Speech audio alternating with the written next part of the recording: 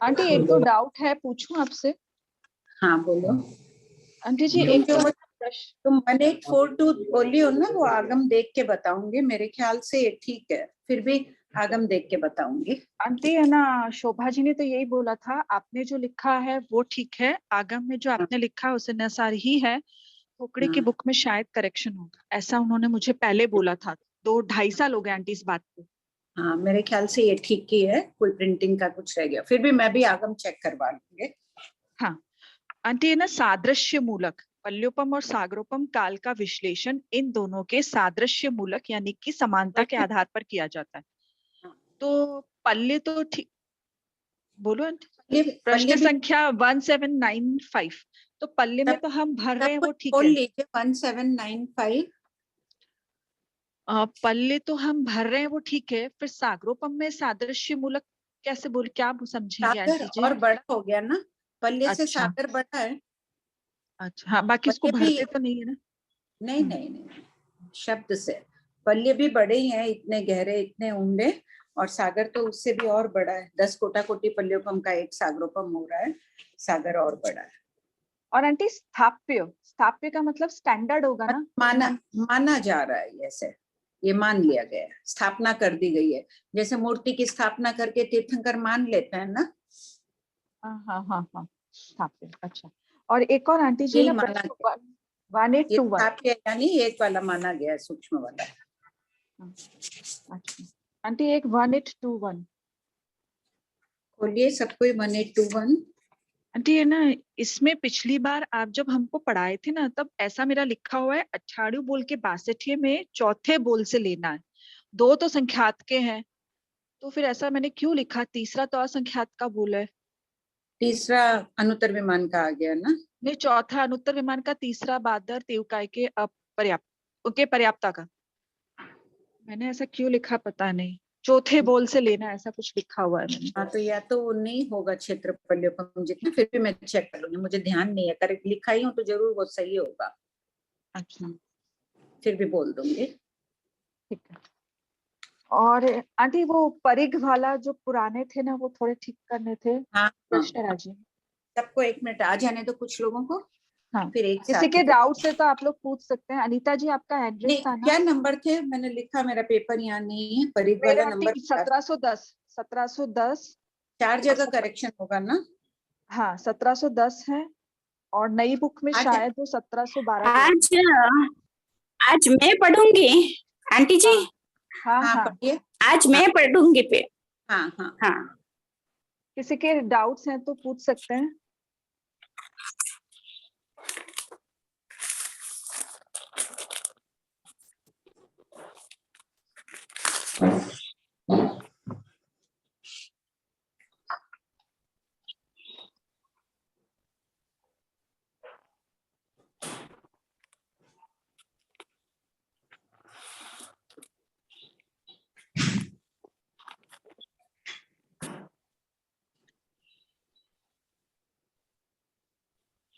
Address है, श्वेता खोल दो उनको। नहीं दिख रहा है? अच्छा हाँ, सॉरी। जय जिनेन्द्र आंटी। जय जिनेन्द्र। हाँ, जैसे आंटी अपने रात में हम लोग जब समाई लेते हैं और खिड़की अगर खुली है और हवा आ रही है, तो क्या स्नेक आई के जीव आ सकते हैं मने तब? नहीं, अंदर नहीं आते हैं, उसमें लिखा हुआ भी है ना कि तिरछी गति नहीं करते हैं। बरसात का पानी तो हवा होती है तो अंदर जाता है, स्नेक आई अच्छा, जीव नहीं आते हैं। उन ठीक पर ठीक है हवा आंटी, का, इतने छोटे हैं कि उन पर हवा का प्रभाव नहीं पड़ता है। ठीक है, थैंक यू आंटी। जय जिनेन्द्र आंटी, प्रणाम अच्छा, आंटी, जय जिनेन्द्र। अब स्नेक आई का स्वरूप जाने, मन में कभी एक दिन भी बचाने की इच्छा हो जाती है कि 5 मिनट के लिए लेट कदम बाहर रखूंगी, तो ही सोचो जीवों को, कितने जीवों को अभयदान मिल जाता है। हाँ आता है ना बार बार मन में ध्यान। ठीक है, हाँ, अपन बाबा गृहस्थ में सब चलता है, लेकिन हाँ हाँ बोलिए। जय जिनेन्द्र साहब, जय जिनेन्द्र, प्रणाम। ये 1785 क्वेश्चन किस दृष्टिकोण से हमें मारणिक समुद्घात का अध्ययन करना चाहिए, तो इसमें ये समझना है मुझे, तो इसके साथ केवली का समुद्घात का बताइए आप। मरणांतिक समुद्घात करते समय प्राणभूत जीव सत्व की हिंसा होती है, बहुत हिंसा होती है। जो तीव्रता के साथ कर्म पुद्गल निकलते हैं, उनसे जी। वातावरण में रहे हुए जीव गोल गोल चक्कर काटते हैं, मरते हैं, गिरते हैं, उछल कूद, जैसे भयंकर तेज आंधी तूफान हो तो कैसे जीव बड़े बड़े पेड़ तक इधर उधर हो जाते हैं ना, उस प्रकार से जीव मरते हैं। तो तब तक जीव प्रमत्त होता है। 1 से 6 गुण स्थान वाले जीव ही मारणांतिक समुद्घात करते हैं, अप्रमत्त जीव नहीं करते हैं। इसलिए लिखा हुआ है कि हमें अप्रमत्त होने का प्रयास करना है। मतलब इसमें जीवों की हिंसा होती है, ये निश्चित है। हाँ बहुत, हाँ हाँ। तो जब केवली करते तब, हाँ बोलिए। केवली करते तब समुद्घात, तभी भी जीवों की हिंसा होती है? नहीं नहीं, केवली समुद्घात नहीं होती है। तब नहीं होती ना, हाँ, यही समझना था। हाँ, बाकी सभी समुद्घात में बहुत हिंसा होती है। जी जी। वेदनीय, कषाय, मारणांतिक, अपन कौन सा समुद्घात कम कर सकते हैं? मारणांतिक तो हमें पता नहीं चलता है कि मरते समय वेदना हुई आदि हुई। कौन सा समुद्घात अपन कम करने का प्रयास कर सकते हैं? कषाय का। कषाय। समुद्घात तीव्र। आंटी, हाँ, अपन ये जो देवियों की जो आयु लेते हैं ना, 7 पल्यपम 9 पल्यपम, हाँ। तो ये अद्धा उद्धा व्यवहारिक कौन सा पल्यपम समझे फिर? सूक्ष्म अद्धा पल्यपम। ठीक है, सभी तीनों में सूक्ष्म ही स्थाप्य है, लिखा हुआ ना, सूक्ष्म को ही मानना है अपने को। ठीक है। लाइट बंद कर। जय जिनेन्द्र आंटी। जय जय। ये नवनिकाय देवों में कौन से देवों का समूह होता है आंटी? असुर कुमार को छोड़कर शेष 9 जाति के भवनपति देवता। और अपना ये एक्चुअली मध्य लोग आगे 1 लाख योजन का है, ऊंचा है क्या आंटी? मध्य लोक 1 लाख योजन का ऊंचाई में कह रहे हो? हैं? हाँ, ऊंचाई पूछ रही मैं आंटी। नहीं, मेरू पर्वत 1 लाख योजन का है। मध्य लोक जो गिनते हैं वो तो 1800 योजन का ही है। मेरू पर्वत की समभूमि से 900 योजन ऊपर, 900 योजन नीचे, 1800 योजन का ही है, जबकि मेरू पर्वत 1 लाख योजन का है। तिर्यक लोक को मध्य लोक भी कहते हैं। जय जिनेन्द्र आंटी। हाँ बोलिए। आंटी मेरे को विद्याधर, विद्याचरण और जो चारण, इनमें अंतर समझ में नहीं आता। और दूसरा प्रश्न है, स्नेह काय की मतलब जो उत्पत्ति है वो कहाँ से होती है? स्नेह काय की उत्पत्ति तिर्यक लोक में ही 1000 योजन ऊपर से होती है। 1000 योजन ऊपर कुछ है क्या आंटी? वैताड्य पर्वत पर बताया सबसे ऊंची इनकी ऊंचाई, तो इस आधार से वैताड्य पर्वत समभूमि से 1000 योजन ऊंचे हैं। अच्छा, 1000 योजन के माने गए हैं वो इसलिए ठीक है। अब उसमें 1000 योजन के तो 250 योजन गहराई है, 250 छोड़कर मानना है तब तो 750 योजन ही होगा। अच्छा, 750 योजन ऊपर से गिरती है, वही कहना उचित होगा, 750 ऊपर से। ठीक है। और आंटी वो विद्याधर, जो हाँ। विद्याधर होते हैं, विद्याधर श्रेणियों में रहते हैं। वैताड्य पर्वत है, भरत क्षेत्र, ऐर्वत क्षेत्र और महाविद्य क्षेत्र में जो 32 चीजें हैं। क्या कुछ चाहिए? शकुंतला जी, आप होस्ट है, अभी म्यूट कर लीजिए, फिर जब पढ़ना होगा ना तब आप अनम्यूट होइएगा। मैं म्यूट कर रही हूँ, आप अनम्यूट मत होइएगा, अभी जब पढ़ना होगा ना तब होइएगा। फरमाइए आंटी। हाँ आंटी समझ में नहीं आया। हाँ बोल रही हूँ अब मैं। जम्बू द्वीप में 34 वैताड्य पर्वत है। भरत क्षेत्र जिसमें अपन रह रहे हैं 6 खंड है उसमें, ये तो सबको ज्ञात है। जो मध्य में 3 खंड दक्षिण की तरफ है, 3 खंड उत्तर की तरफ है, बीच में वैताड्य पर्वत से उसका विभाजन हुआ है। वैताड्य पर्वत 50 योजन ऊंचा है, उसमें 10 योजन ऊपर जाने पर विद्याधरों की श्रेणियां आती है। श्रेणियां यानी घूमने फिरने का स्थान, जैसे हिमालय पर दार्जिलिंग है, कश्मीर, शिमला आदि है ना, लोग घूमते हैं, रहते भी है ना वहां पर हिल स्टेशंस में, तो उस टाइप की उसको श्रेणियां कहा गया है। दक्षिण की तरफ और उत्तर की तरफ 2-2 श्रेणियां, इनके 110 नगर होते हैं। वो वहां रहे हुए मनुष्य विद्याधर कहलाते हैं। वो बहुत विद्याओं के जानकार होते हैं, आकाशगामिनी, जो उड़ने की विद्याएं आदि आदि अनेक प्रकार की विद्याओं के जानकार होते हैं, उन्हें विद्याधर कहते हैं। ये और चारण मुनि, जो चारण होते हैं, जिनको आकाशगामिनी उड़ के जाते हैं जहां जाना चाहो, नंदीश्वर द्वीप, रुचक द्वीप आदि तक, ये पूर्वधर मुनि होते हैं। साधना के बल पर इन्हें चारण लब्धि, विद्याचारण और जंगाचारण नाम की 2 लब्धियां होती है, इन्हें ये प्राप्त हो जाती है, जिसके बल पर ये जाते हैं, इनका विषय आ जाएगा अपने 20वें शतक में। तो मतलब विद्याधर जो है वो गृहस्थी है हम लोग की तरह। हाँ हाँ, गृहस्थ, वहाँ भी राजा ये सब वैसे ही है। मुनि भी बनते हैं, वहाँ भी अभी शासन चल रहा है। जहाँ यहाँ जो शासन चलता है वही उस क्षेत्र के विद्याधर क्षेत्रों में भी माना जाता है शासन। ठीक है। अभी विद्याधर क्षेत्र में भगवान महावीर का ही शासन चल रहा है, वहां भी अच्छा। श्रावक श्राविका आदि होते हैं।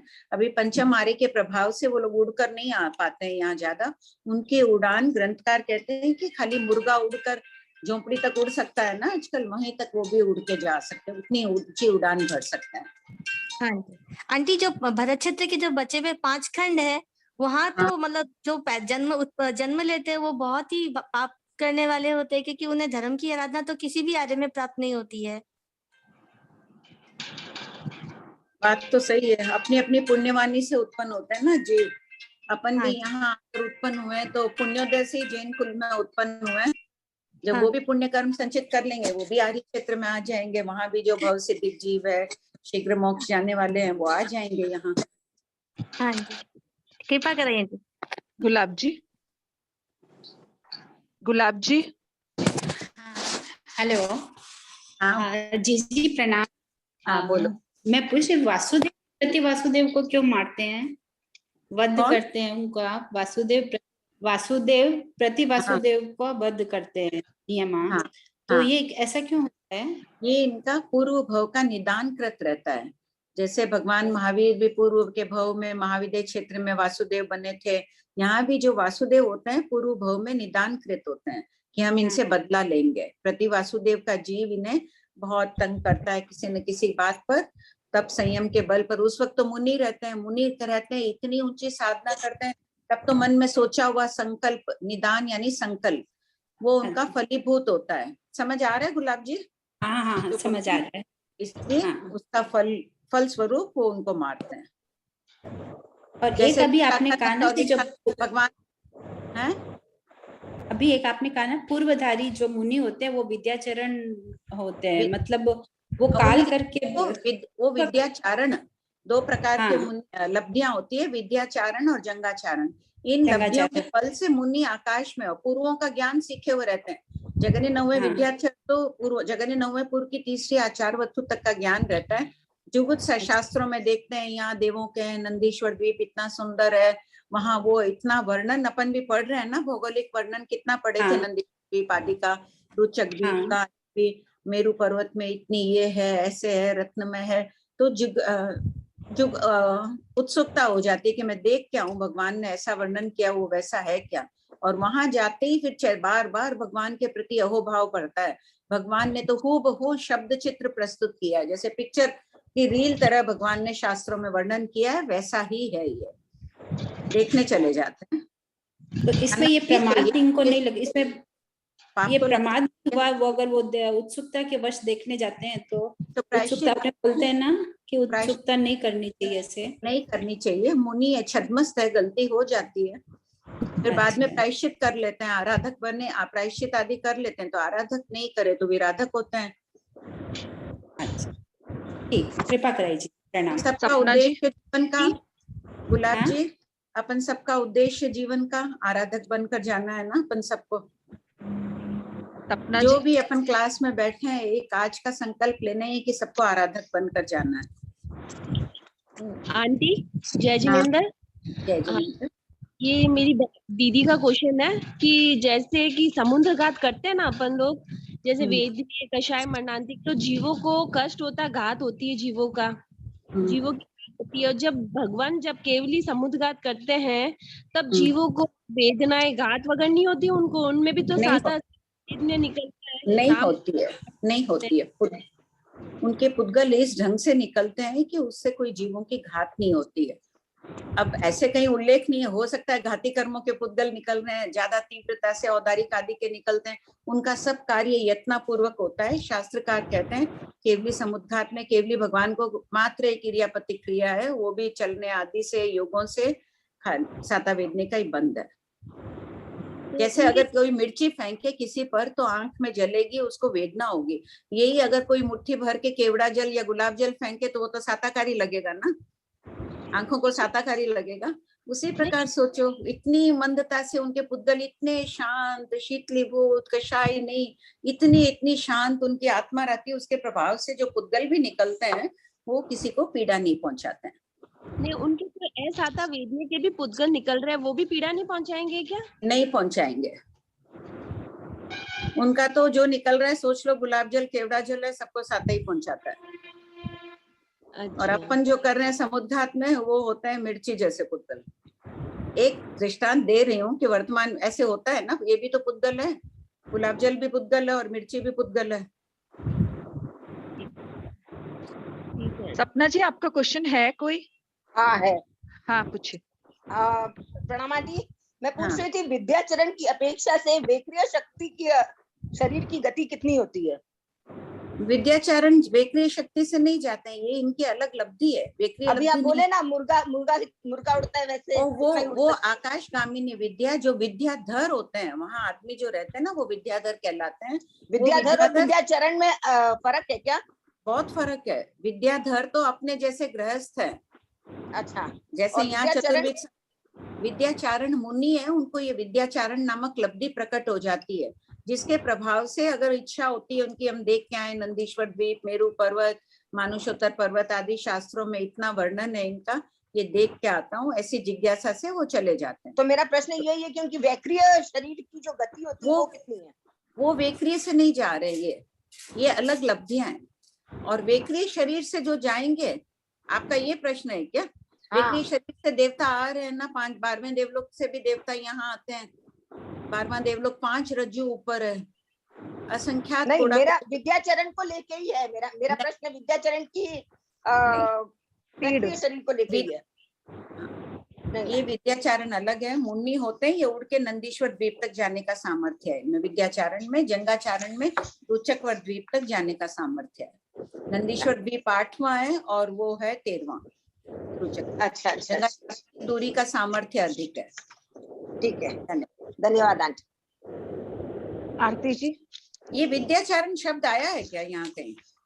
नहीं अभी नहीं आंटी, ये तो आर्य के थोपड़े में आया है। चला ना, वो टॉपिक चला इसलिए मेरे को ध्यान आया कि मैंने ये क्वेश्चन मेरा लिखा हुआ था, पर वो कभी पूछना नहीं हुआ, तो अभी टॉपिक चला तो मैंने पूछ लिया। हाँ, नहीं बहुत अच्छा किया, अच्छा है, पूछा कर। बोलिए लीला जी। जय जिनेंद्र।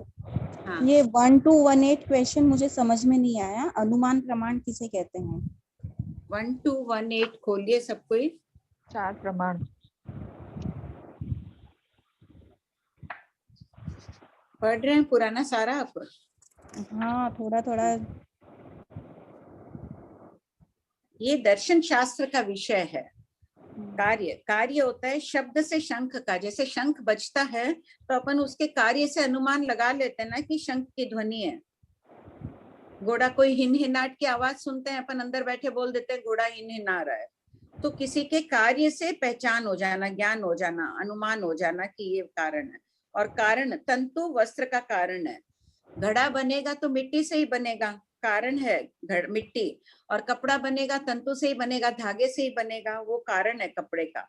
गुण है, जैसे गुण, फल की सुगंध आ रही है, अमुक फल की सुगंध है, आम की है, इसकी सुगंध से अपन को अनुमान हो जाता है, ज्ञान हो जाता है किसी स्पर्श वस्तु का। कोई कोमल वस्तु है, हाथ लगाया कि ये कोमल वस्त्र है, ये वैसे।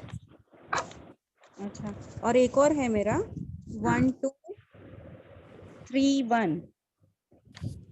ये 1 2 3 0 1 2 3 1, ये मेरे को 2-3 क्वेश्चन साथ में ही है, ये मेरे को थोड़ा सा बता देना फिर से प्लीज। क्या अनुत्तर विमान वाले उदीर्ण मोह वाले होते हैं? क्या अनुत्तर शांत मोह वाले होते हैं? उत्तर पढ़ो। 1 2 3 0 का आंसर पढ़िए। वे उदीर्ण यानी उदय में आए हुए मोह वाले नहीं होते हैं। इस उद्देश्य की टीका में मोह शब्द से वेद मोहनीय कर्म लिया गया है। वेद इनके स्त्री पुरुष होते हैं सब, इनको स्त्री को भोगने की इच्छा नहीं जागृत होती है। वेद मोहनी कर्म के उदय से पुरुष को स्त्री को पुरुष के साथ भोगने की इच्छाएं होती है, इन्हें नहीं होती है, ये बात कह रहे हैं शास्त्रकार। बाकी 12वें देवलोक तक के देवों को होती है। अच्छा, ठीक है, हाँ, कृपा हो। लीला जी। जय जिनेंद्र भाभी जी। जय जिनेंद्र। नेक्स्ट क्लास के होमवर्क में आया था प्रश्न 1816 में बताया है कि 25 कोड़ा कोड़ी पल्योपम में जितना समय होता है उतने अढ़ाई द्वीप में असंख्यात द्वीप व समुद्र हैं। हाँ, वो अढ़ाई द्वीप में का गिनेंगे या पूरे मतलब असंख्यात द्वीप समुद्र गिनेंगे? ओ अढ़ाई द्वीप में ढाई द्वीप नहीं, तिरछा लोक होगा, पूरा तिरछा लोक नहीं लिखा, नहीं अढ़ाई द्वीप तो लिखा हुआ ही नहीं है ना। नहीं, होमवर्क में अढ़ाई द्वीप लिखा हुआ है। अच्छा, वो भूल से हो गया, अढ़ाई काट दीजिए। अच्छा, पूरा तिरछा लोक होगा ना उसमें? करेक्शन है भाभी जी, एक क्वेश्चन और है। हाँ, वो तिर्यक लोक कर लीजिएगा होमवर्क वाले में। हाँ बोलिए। एक क्वेश्चन और है कि जैसे ये अपने अवसर्पणी में काल धर्म और उत्सर्पणी काल धर्म में, उत्सर्पणी काल धर्म के चौथे आर्य का 3 वर्ष 8.5 माह बीतने पर 24वें तीर्थंकर का जन्म होता है और उनकी आयु 84 लाख पूर्व की होती है। तो क्या उनके निर्वाण प्राप्त के बाद में धर्म विलुप्त हो जाता है या धर्म रहेगा? नहीं रहेगा। शास्त्र से ऐसा ही ध्वनित होता है कि उनके निर्वाण होते ही बादर तेउकाई का विच्छेद हो जाता है। बादर तेउकाई नहीं रहेगी तो साधु धर्म कैसे रहेगा? ठीक है, कोई संथारा कर लिए, कोई कुछ कर लिए, अलग बात है, को थोड़े काल तक रह भी गया, बाकी ज्यादा नहीं। कोई श्रावक धर्म पालन कर लिया, मान लो किसी ने रख लिए कि मेरे इतने फल फूल है, वो है, थोड़े काल तक रह सकता है, ज्यादा तो रहेगा नहीं बिना अग्नि के। बहुत ही कृपा करें। निर्मल भैया, ऐसा तो कहा जाता है तहती, अपन इतने माननीय नहीं होते, तहती नहीं बोलना चाहिए। हाँ बोलिए निर्मल जी। आंटी ये ना साइकिल या फिर बाइक और कार होते हैं ना, उनके टायर में जो हवा होती है वो अचित होती है सचित होती है आंटी? इसकी समझ नहीं आया निर्मल जी। साइकिल के टायर अथवा गाड़ियों के, बाइक के, कार के टायर होते हैं ना, टायर में जो हवा होती है वो कौन सी सचित है या अचित है आंटी? ऐसे फुटबॉल का मेरे ख्याल से सचित सुना, शायद मुझे सचित का ध्यान है फुटबॉल का, तो फुटबॉल की तरह ही टायर साइकिल और के भी होंगे। तो मतलब एक बार वापस पूछना होगा मरासा को, मुझे सचित ध्यान है फुटबॉल का, मैं शायद गलत हो सकती हूँ, पुरानी बात है, मरासा को पूछा लीजिएगा एक बार। ठीक बात है आंटी। ओके आंटी, ये ना आपने विद्याधर का बताया था ना आंटी अभी, दोनों कौन से विद्या होती है आंटी विद्याधर में? विद्याधरों में इसमें पढ़ना ना, ऋषभदेव भगवान के लिए नमी वीनमी की जो कथा आती है, धर्मेंद्र और नाग पद्मावती आते हैं। नमी वीनमी नाम के दत्तक पुत्र थे ऋषभदेव भगवान के, पुत्र जैसा समझते थे, 100 पुत्र तो उनके स्वयं के थे, ये अपने आप को। जब भगवान दीक्षा लेके जाते हैं, राज्य का विभाजन करते हैं, नमी वीनमी कहीं गए हुए थे, उन्हें कुछ नहीं मिला, तो वो भगवान के आने के बाद बोले हमको कुछ नहीं दिए, वो पीछे पीछे चलते जाते थे। भगवान तो मुनि बन गए थे, वो बहुत सेवा करते थे, आसपास की जगह साफ कर देते, भगवान ध्यान में खड़े रहते, वहीं बैठे रहते। तो ये धर्मेंद्र पद्मावती एक बार दर्शन करने आते हैं, बहुत प्रभावित होते हैं उनकी सेवा देखकर, उनको विद्याधरों का राज्य देते हैं और 48,000 विद्याएं देते हैं। अब बाद में कितनी धीरे धीरे विलुप्त होती गई, तो उड़ने की विद्या, छोटा बनो बड़ा बनो आदि आदि अनेक प्रकार की विद्याएं थी उसमें। तो विद्याधर श्रेणियों में हमेशा ऐसे ही जब अवसर्पणी काल का छठा आ रहेगा तब विद्याएं विलुप्त हो जाएगी, अभी कम हो गई, वापिस उत्सर्पणी काल आएगा, कोई ना कोई देवता वापिस उनको प्रदान कर देगा। अच्छा, इसमें 48,000 विद्या होती है, ऐसा समझना क्या आंटी? 48,000 कथाकार तो यही कहते हैं। कोई भी विद्या, आज खाना बनाना सीखो विद्या है, कोई से गणित अलग तरह का गणित सीख लो विद्या है। अच्छा, ऐसी विद्या क्या? वो तो हमारे को भी होती है आंटी। और नहीं 48,000 में तो बहुत होगी विद्याएं। एक उड़ने की विद्या, इनकी आकाशगामिनी विद्या, रूप परिवर्तन विद्या, ये सब तो पता ही है, और भी कई। अच्छा, रूप परिवर्तन भी है, आकाशगामिनी, ऐसा है विद्या नहीं? हाँ, अनेक। ओके आंटी, ये है ना जो आर्य क्षेत्र होते हैं वे आर्य से अनार्य बन सकते हैं क्या, और अनार्य आर्य बन सकते हैं क्या आंटी? क्षेत्र आर्य क्षेत्र तो निश्चित है, भूमि तो निश्चित है, लेकिन स्वभाव से बन सकते हैं। जो अभी आर्य है, किसी कारणवश किसी काल में अनार्य भी बन जाते हैं क्या? क्षेत्रों में उत्पन्न हुए, धर्म छोड़ दिया, अनार्यपना आ गया। जो क्रूर पापों से दूर रहता है वो आर्य, क्रूर पाप करने लग जाए तो अनार्य बन जाएगा। नहीं, लोगों की बात नहीं कर रहा हूं आंटी, वो क्षेत्र की बात कर रहा हूँ। क्षेत्र निश्चित है, 25.5 देश निश्चित है, भूमि निश्चित है। अच्छा, ओके। हाँ आंटी, अभी आपने बताया ना 12वां देवलोक जो है वो सिर्फ 5 रज्जु ऊपर है, तो अपने फोटो में तो 12वां देवलोक को ऊपर बताते हैं ना आंटी? हाँ, तो वो 5 रज्जु ही है, उसके बाद तो 3 ग्रवे कहा जाता है। नहीं तो 5 रज्जु है, वहां तो लोक का ऐसा कर्म आता है ना आंटी, वक्र भाग लोक का है, वहां तो 5वां देवलोक बताते हैं अपने को। नहीं, मैंने 12वां देवलोक, अच्छा है, मतलब जो अपन नहीं 5वां देवलोक 3.5 रज्जु ऊपर है, 3.5 या 3.25 रज्जु है शायद। अच्छा, हाँ। 12वां देवलोक 5 रज्जु है। अच्छा, सॉरी, वो तो 5 रज्जु तो उनकी चौड़ाई है वहां पर, सॉरी चौड़ाई है बराबर। आंटी, ये स्नेहकाय जो है वो खाली 750 योजन से ऊपर से आती है क्या? उसके ऊपर नहीं है वो? अपन बोलते तीर्थलोक में ही है, इसलिए ऐसा बोलना है क्या अपन? ऊपर बता रहे हैं, सबसे ऊपर दिया है शास्त्रकारों ने वैताड्य पर्वत पर। वैताड्य पर्वत 1000 योजन के कहे गए शास्त्र में, तो 1000 योजन का 1/4 हिस्सा तो जमीन में होता है, 250 योजन जमीन में, तो 750 ही ऊपर हुए ना। बराबर। तो इसका मतलब 2.5 द्वीप में 750 योजन ऊपर से वो गिरते होंगे। ओके, ठीक है आंटी। है ना, किसी ने स्नेहकाय के बारे में पूछा है, सुनीता जी काठेड़ ने, पेज नंबर 102 पे पूरा वर्णन है, थोकड़ा है, एक बार पढ़ लीजिएगा कि स्नेहकाय क्या होती है, पूछ रहे थे। विनीता जी पूछिए। हाँ, प्रणाम भाभी जी। हाँ, बोलो विनीता। हाँ भाभी जी, वो जो मेरा प्रश्न बहुत ही साधारण है पर जिज्ञासा है कि ना 2.5 द्वीप के बाहर जो तिर्यंश होते हैं, तो वो जैसे वहां पे मनुष्य भी नहीं होते हैं, जैसे अपने यहाँ तो जैसे गाय है, ये है, कोई कुछ दे दिया, कोई कुछ दे दिया, तो वो फिर खाते क्या है? खाते क्या है? बहुत वन खंड है वहाँ, बहुत वन है। हाँ, तो शाकाहारी हो गए क्या वहां पे 2.5 द्वीप के बाहर जो भी है? तंदुल मत्स्य 1000 योजन के अफगाना वाले मच्छ की आंखों पर बैठा हुआ था, वो मांसाहार कर रहे थे ना, जलचर। तंदुल मच गया ना, मछली वो तब की मैं खा लेता, ये मुंह बंद करता है, सो रहा है, मछलियां आ रही है, जा रही है, मांसाहारी नहीं, जलचर है, स्थलचर। कोई आपस में एक दूसरे को खा लेते होंगे, उल्लेख नहीं है वैसा। अच्छा, और एक है कि जैसे पंडुकवन की बावड़ियों में जहाँ देव भी जा रहे हैं, और उनमें आपने बताया कि तिर्यंश पंचेंद्रिय भी है, जलचर है, तो वो जहाँ देव जा रहे हैं, जहाँ वो क्रीड़ा कर रहे हैं, और उसमें तिर्यंश भी है।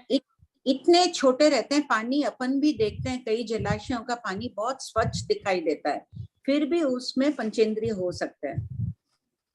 पानी के रंग की अफगाना वाले वैसे हमें दिखे ही नहीं, वैसे होंगे मतलब ऐसे। हाँ, तो वैसे मतलब बड़े पंचेंद्रिय नहीं है। नहीं, देव प्रयोग भूमि में, और ऐसे तो समुद्रों में जाते ही है देवता क्रीड़ा करने आदि।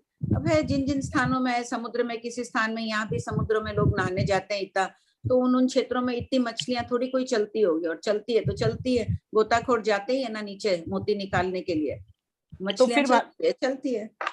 तो मतलब वहां पे जलचर ही है, बावड़ियों के बाहर जो है देव प्रयोग भूमि, उसमें स्थलचर नहीं है। हो सकते हैं स्थलचर, तिर्यंश के भेद माने ना, हो सकते हैं, छोटे छोटे होंगे पंडुकवन में जहाँ।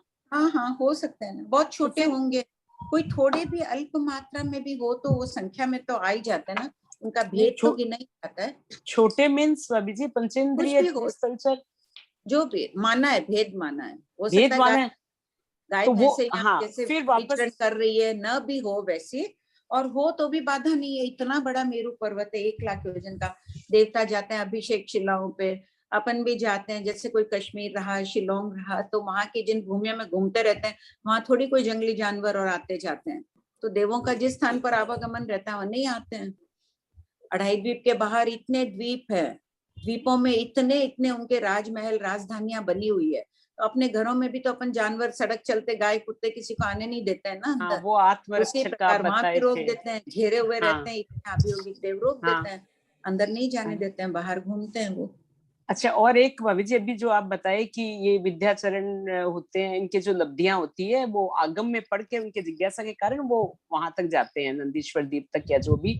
तो एक है कि ये जब पूर्वधर हैं, इतने पूर्वों का 9वें पूर्व तक की 30,000 वस्तु तक जब ज्ञान कर लिया, अपने इतना सा जैसे ज्ञान हुआ है, तो उससे भी ऐसे रियलाइज हो रहा है कि नहीं, कोई उस तरह की अपने को वो नहीं होना चाहिए उत्सुकता कि वहां कहीं देखे करे, एक मन में आता है कि नहीं, ऐसा भाव नहीं आना चाहिए।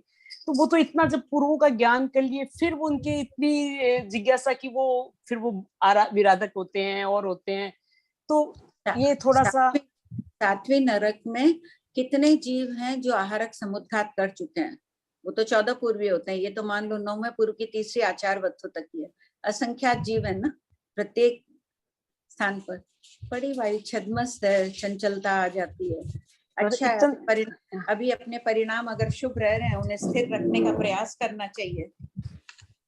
ठीक है अपन भी भाभी जी, प्रयास करेंगे कि नहीं गिरे। हाँ कृतज्ञ भाभी जी, प्रणाम भाभी जी। प्रणाम आंटी। हाँ बोलिए, बोलो आंटी। मनीष।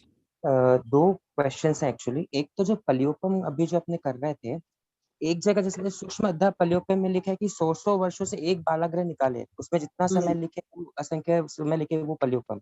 और फिर सूक्ष्म उद्धार पल्योपम, व्यवहारिक क्षेत्र पल्योपम, सूक्ष्म क्षेत्र पल्योपम में लिख रहा है कि प्रति समय एक एक बालखंड को निकाले। तो दोनों में काल में डिफरेंस है क्या आंटी? मतलब वो भी पल्योपम है, ये भी पल्योपम है? हाँ, तीनों में दोनों का काल टाइम स्पेंड, दोनों का टाइम स्पेंड भी कम बेसी हो सकता है। तो फिर अपने जो ये काल प्रमाण पढ़ते हैं उसमें जो पल्योपम पकड़ रहे हैं, उसमें कौन सा पल्योपम पकड़ते हैं आंटी? वो अब आगे जब पढ़ोगे ना अपने आप उपयोग चला जाएगा। किसकी बात चल रही है? देवों की स्थिति की बात चल रही है तो अद्धा पल्योपम से चल रही है। द्वीप समुद्र गिन रहे हैं, यहाँ से स्वयंभू रमण समुद्र तक कितने द्वीप है, कितने असंख्यात है, तो उद्धार पल्योपम से। कोई बोलेगा व्यक्ति अनुत्तर विमान के देव कितने हैं, देवों की संख्या पूछी जाएगी कितने हैं, तो क्षेत्र पल्योपम से है। वो अपने आप उत्तर आने लग जाएगा। जब ये ज्ञान हो गया ना, दोनों में उपयोग चला जाएगा। तीनों ही है, असंख्या समय लगेगा सब में, लेकिन तीनों का टाइम स्पेन अलग अलग है आंटी, मतलब क्षेत्र उसके अंदर।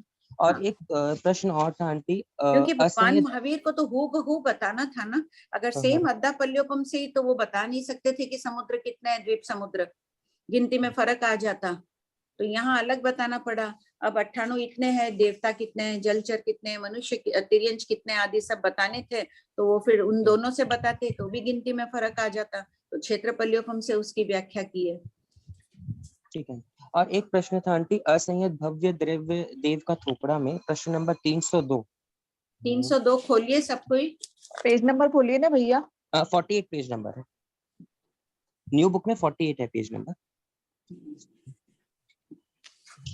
बोलिए, पढ़िए। इसमें आंटी है, किल्विशिक किसे कहते हैं? केवली आचार्य और साधुओं आदि के अर्णवाद करने वाला, उनके प्रति पापमय भावना वाला दर्शन भ्रष्ट साधु किल्विशिक साधु कहलाता है। श्रीमद् उपवायी सूत्र में वर्णन है कि ये उत्कृष्ट छठे देवलोक में किल्विशिक रूप में उत्पन्न होते हैं और परलोक में आराधक नहीं होते हैं। तो आराधक आंटी क्या ये श्रावक धर्म की भी पालना नहीं करते क्या?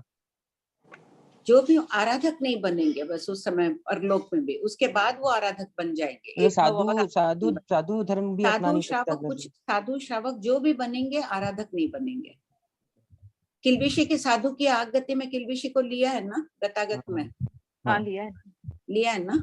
तो साधु भी बनेंगे लेकिन आराधक नहीं बनेंगे। फिर आराधक इन द सेंस वो मोक्ष नहीं जाएंगे, ऐसा समझना है? नहीं, मोक्ष जाएंगे।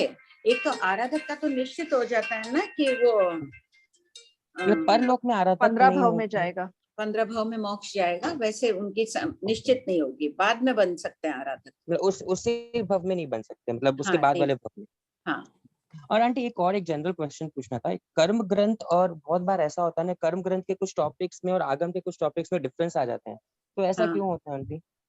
ऐसा किस लिए? मतलब ऐसा इसलिए है कि कर्म ग्रंथों भी आचार्यों द्वारा लिखित है। कर्म ग्रंथ को सोने की खान जैसे मानते हैं। सोना निकाल लेते हैं, मिट्टी फेंक देते हैं ना सोने की खान से। तो उसी प्रकार शास्त्र के अनुकूल जो बातें हैं उनको तो मान लेते हैं। कुछ एक बातें वो अपनी धारणा से लिख दी गई है, वो आगम से मेल नहीं खाती है, तो उसे शास्त्रकार निषेध कर देते हैं। तो लेकिन तो जो आगम जैसे अपना मान लो जिन धमो आचार्य नानेश की लिखी हुई है, कोई बात जो आगम में उपलब्ध नहीं है उन्होंने अपनी धारणा से लिखी है, अपन उसको स्वीकार कर रहे हैं, अपने गच्छ वाले उसको स्वीकार कर रहे हैं, अन्य गच्छ वाले नहीं स्वीकार करेंगे। तो ये माननीय ग्रंथ, जिन धमो भी बहुत प्रामाणिक ग्रंथ है, कुछ एक बातों में मतांतर है ही ना कई संप्रदायों से।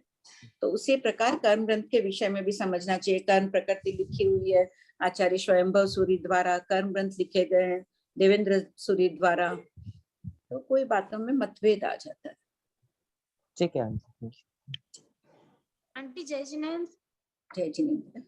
आंटी प्रश्न नंबर 894, पेज नंबर बोलो। Page number 154।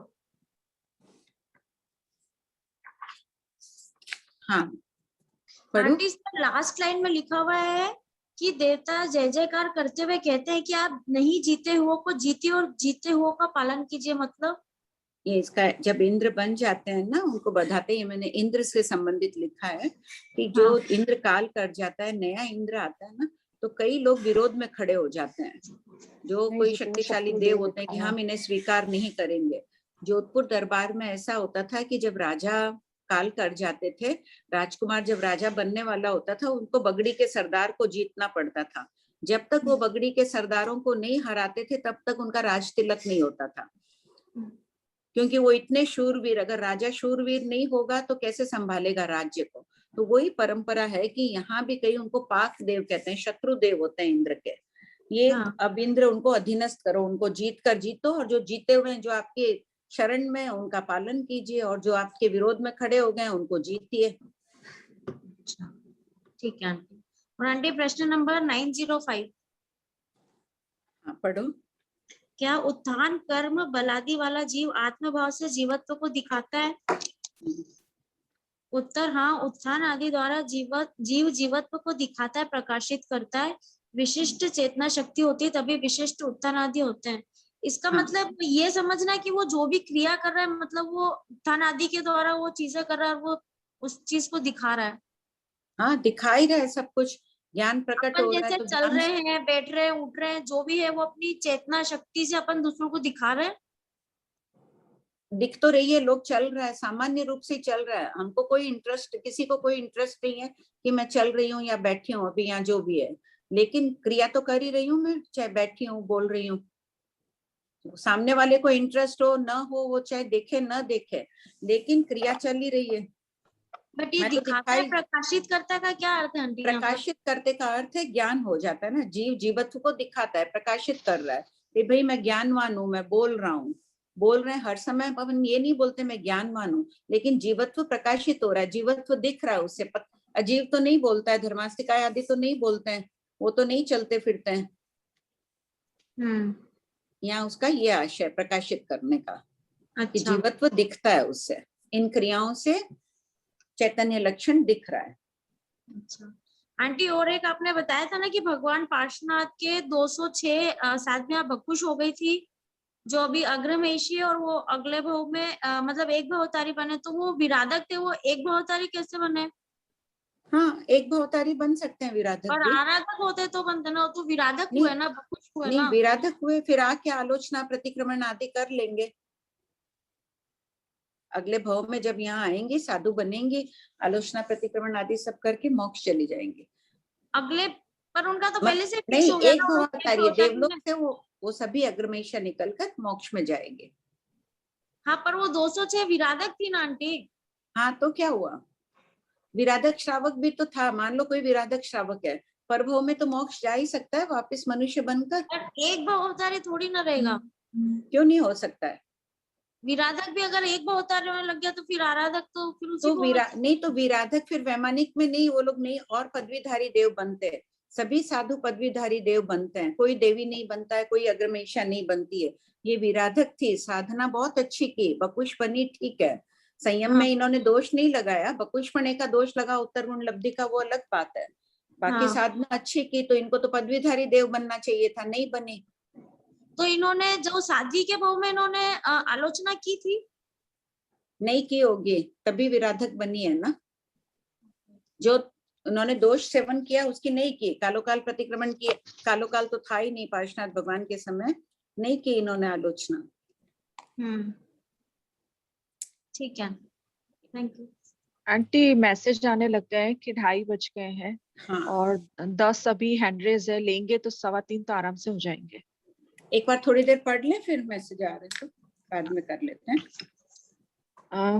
शकुंतला जी 1825 से प्रश्न संख्या सुषम सुषमा काल 1825 1825। ओके ओके, सभी को सादर जय जिनेंद्र।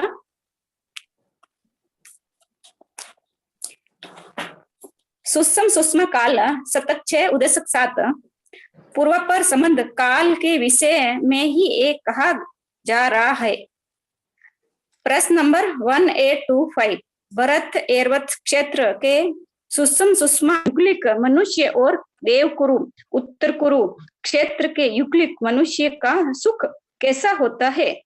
प्रश्न उत्तर, ये युगलिक मनुष्य 1 पॉइंट पदम समान गंध वाले, पॉइंट 2 कस्तूरी समान गंध वाले, तीसरा ममत रहित, चौथा तेजस्वी रूपवंत, पांचवा सहनशील और छठा उतावल रहित गंभीर गति से चलने वाला होता है। प्रश्न नंबर 1826 युगलियों को ममत्व रहित क्यों कहा गया है? उत्तर, अल्प कसाई आदि वृत्तियां होने से उन्हें ममत्व रहित कहा है।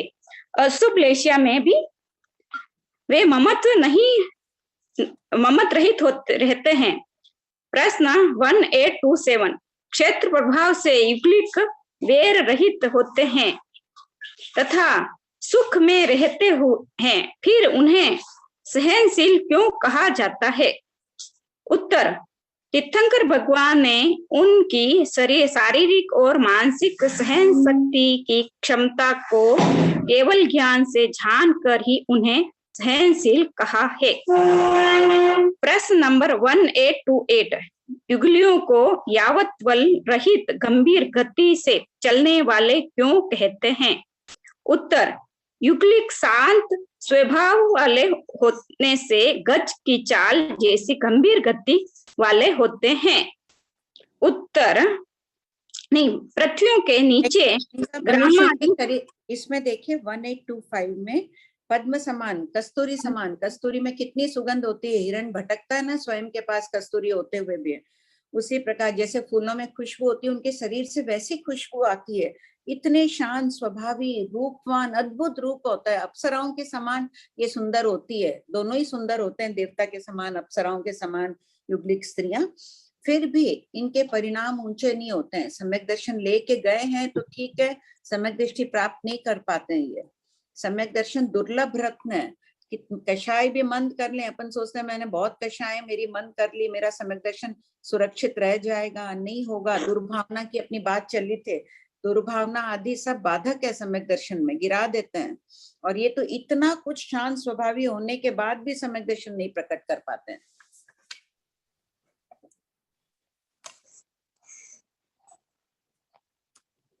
पढ़ू? हाँ पढ़ू मैं? हाँ हाँ पढ़िए। पढ़ू आंटी जी? पढ़िए। हाँ, पृथ्वी के नीचे ग्रामादि नहीं है, पृथ्वी आदि का थोकड़ा, शतक 6 उदयशक 8। पूर्वापर संबंध भरत आदि क्षेत्रों के वर्णन के पश्चात पृथ्वियों का वर्णन किया जा रहा है। प्रश्न 1829 बनते पृथ्वियों कितनी है? पृथ्वियां कितनी है? उत्तर, गौतम 8 पृथ्वियां है, यथा रत्न प्रभा यावत इष्ट प्रभात। प्रश्न 1830 7 पृथ्वियों में कितने पातड़े, आंतरे और नरकावास है? उत्तर, 7 पृथ्वियों में 49 पातड़े, 42 आंतरे और 84 लाख नरकावास है। जिज्ञासु इसका विस्तार नवतत्व के थोकड़े में देखे। प्रश्न 1 नवतत्वों के जानकार होते हैं। कौन से श्रावकों का वर्णन पहले के प्रश्नोत्तरों में आ चुका है, जो जीवाजीव यानी नवतत्व के जानकार थे? बोलो कोई, कौन से श्रावकों का आया है वर्णन? कौन से शतक 2 उद्देश्यक 1 में आया ना, वो जीव अजीव आदि तत्वों के गूढ़ जानकार थे, पुण्य और पाप के फल से परिचित थे भली भांति, इसलिए वो पाप से बहुत डरते थे, पाप कर्म करना ही नहीं चाहते थे। ऐसे पाप भीरु श्रावक थे वे। सभी श्रावकों को नव तत्व की जानकारी आवश्यक है। अंडरलाइन करिए, सब जरूर पढ़िएगा नव तत्व का थोपड़ा।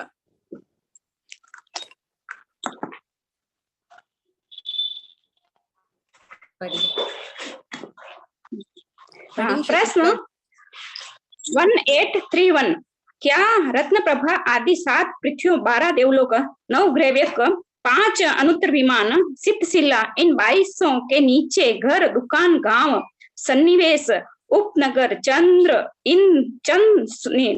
सूर्य एवं उनकी प्रभा है? उत्तर नहीं। हाँ, ये थोड़ा सा प्लीज बताइए ना। कुछ सभी प्रश्न पूछ रहे हैं गौतम स्वामी। रत्नप्रभा पृथ्वी 1,80,000 योजन मोटी है, उसके नीचे क्या घर, दुकान, गांव है, उपनगर आदि है क्या? चांद, सूर्य, ग्रह, नक्षत्र, तारा है कुछ? नहीं है। भूगोल समझ में आ जाएगा? नहीं है ना? कोई भगवान जवाब दे रहे हैं नहीं है। सारे विश्व का, सारे लोक का नक्शा आ जाएगा। ध्यान से पूरा पढ़ेंगे अपन भगवती तब तक वो बहु आंखों के सामने चलेगा। जैसे यहाँ तो गांव है, नगर है, सन्निवेश, चांद, सूर्य, तारा है। क्या पृथ्वियों के नीचे भी है? क्या है पृथ्वी के नीचे? रत्नप्रभा पृथ्वी आदि सातों के नीचे क्या है? गणोदधि, गणवात, तन्वात। कितनी गणोदधि है? 20,000 योजन की गणोदधि है। गणवात, तन्वात, असंख्यात 1,000 योजन। असंख्यात। सभी सातों पृथ्वियों के नीचे ये सब नहीं है चित्र। क्या गणोदधि सातों पृथ्वियों के नीचे है क्या? हाँ, सभी सातों पृथ्वियों के नीचे है। पढ़िए। प्रश्न 1832। रत्नप्रभा आदि सातों पृथ्वियों के नीचे बिजली चमकना, गरजना, विशाल मेघ वर्षा कौन करते हैं? उत्तर वैमानिक देव के 1 से 7 पृथ्वी तक असुर कुमार, 1 से 3 तक पृथ्वी काय तक और नाग कुमार, 1 से 2 पृथ्वी के नीचे तक कोथुलवश वर्षा आदि करते हैं। शेष देवों के वर्षा आदि करने का कारण वर्णन उपलब्ध नहीं है, किंतु श्रीमद जीवाभिगम सूत्रानुसार उनके नीचे जाने का वर्णन निम्नोक्त 4 प्रश्न उत्तर में दिया जा रहा है। प्रश्न नंबर 1833। असुर कुमार देव कौन सी पृथ्वी तक जाते हैं? उत्तर असुर कुमार देव तीसरी पृथ्वी तक जाते हैं। जो प्रश्न नंबर 1 जाते हैं तीसरी पृथ्वी तक असुर कुमार देव। बहुत जानते हैं अपन नरक का और देवलोक का वर्णन। नैरिक देवों की असहता वेदना करने से, वेदना करने के लिए जाते हैं। नैरिकों को दुख देने के लिए जाते हैं।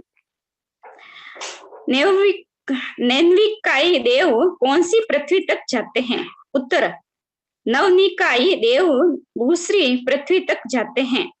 प्रश्न नंबर 1835। वाणव्यंतर देव कौन सी पृथ्वी तक जाते हैं? उत्तर वाणव्यंतर देव पहली पृथ्वी तक जाते हैं।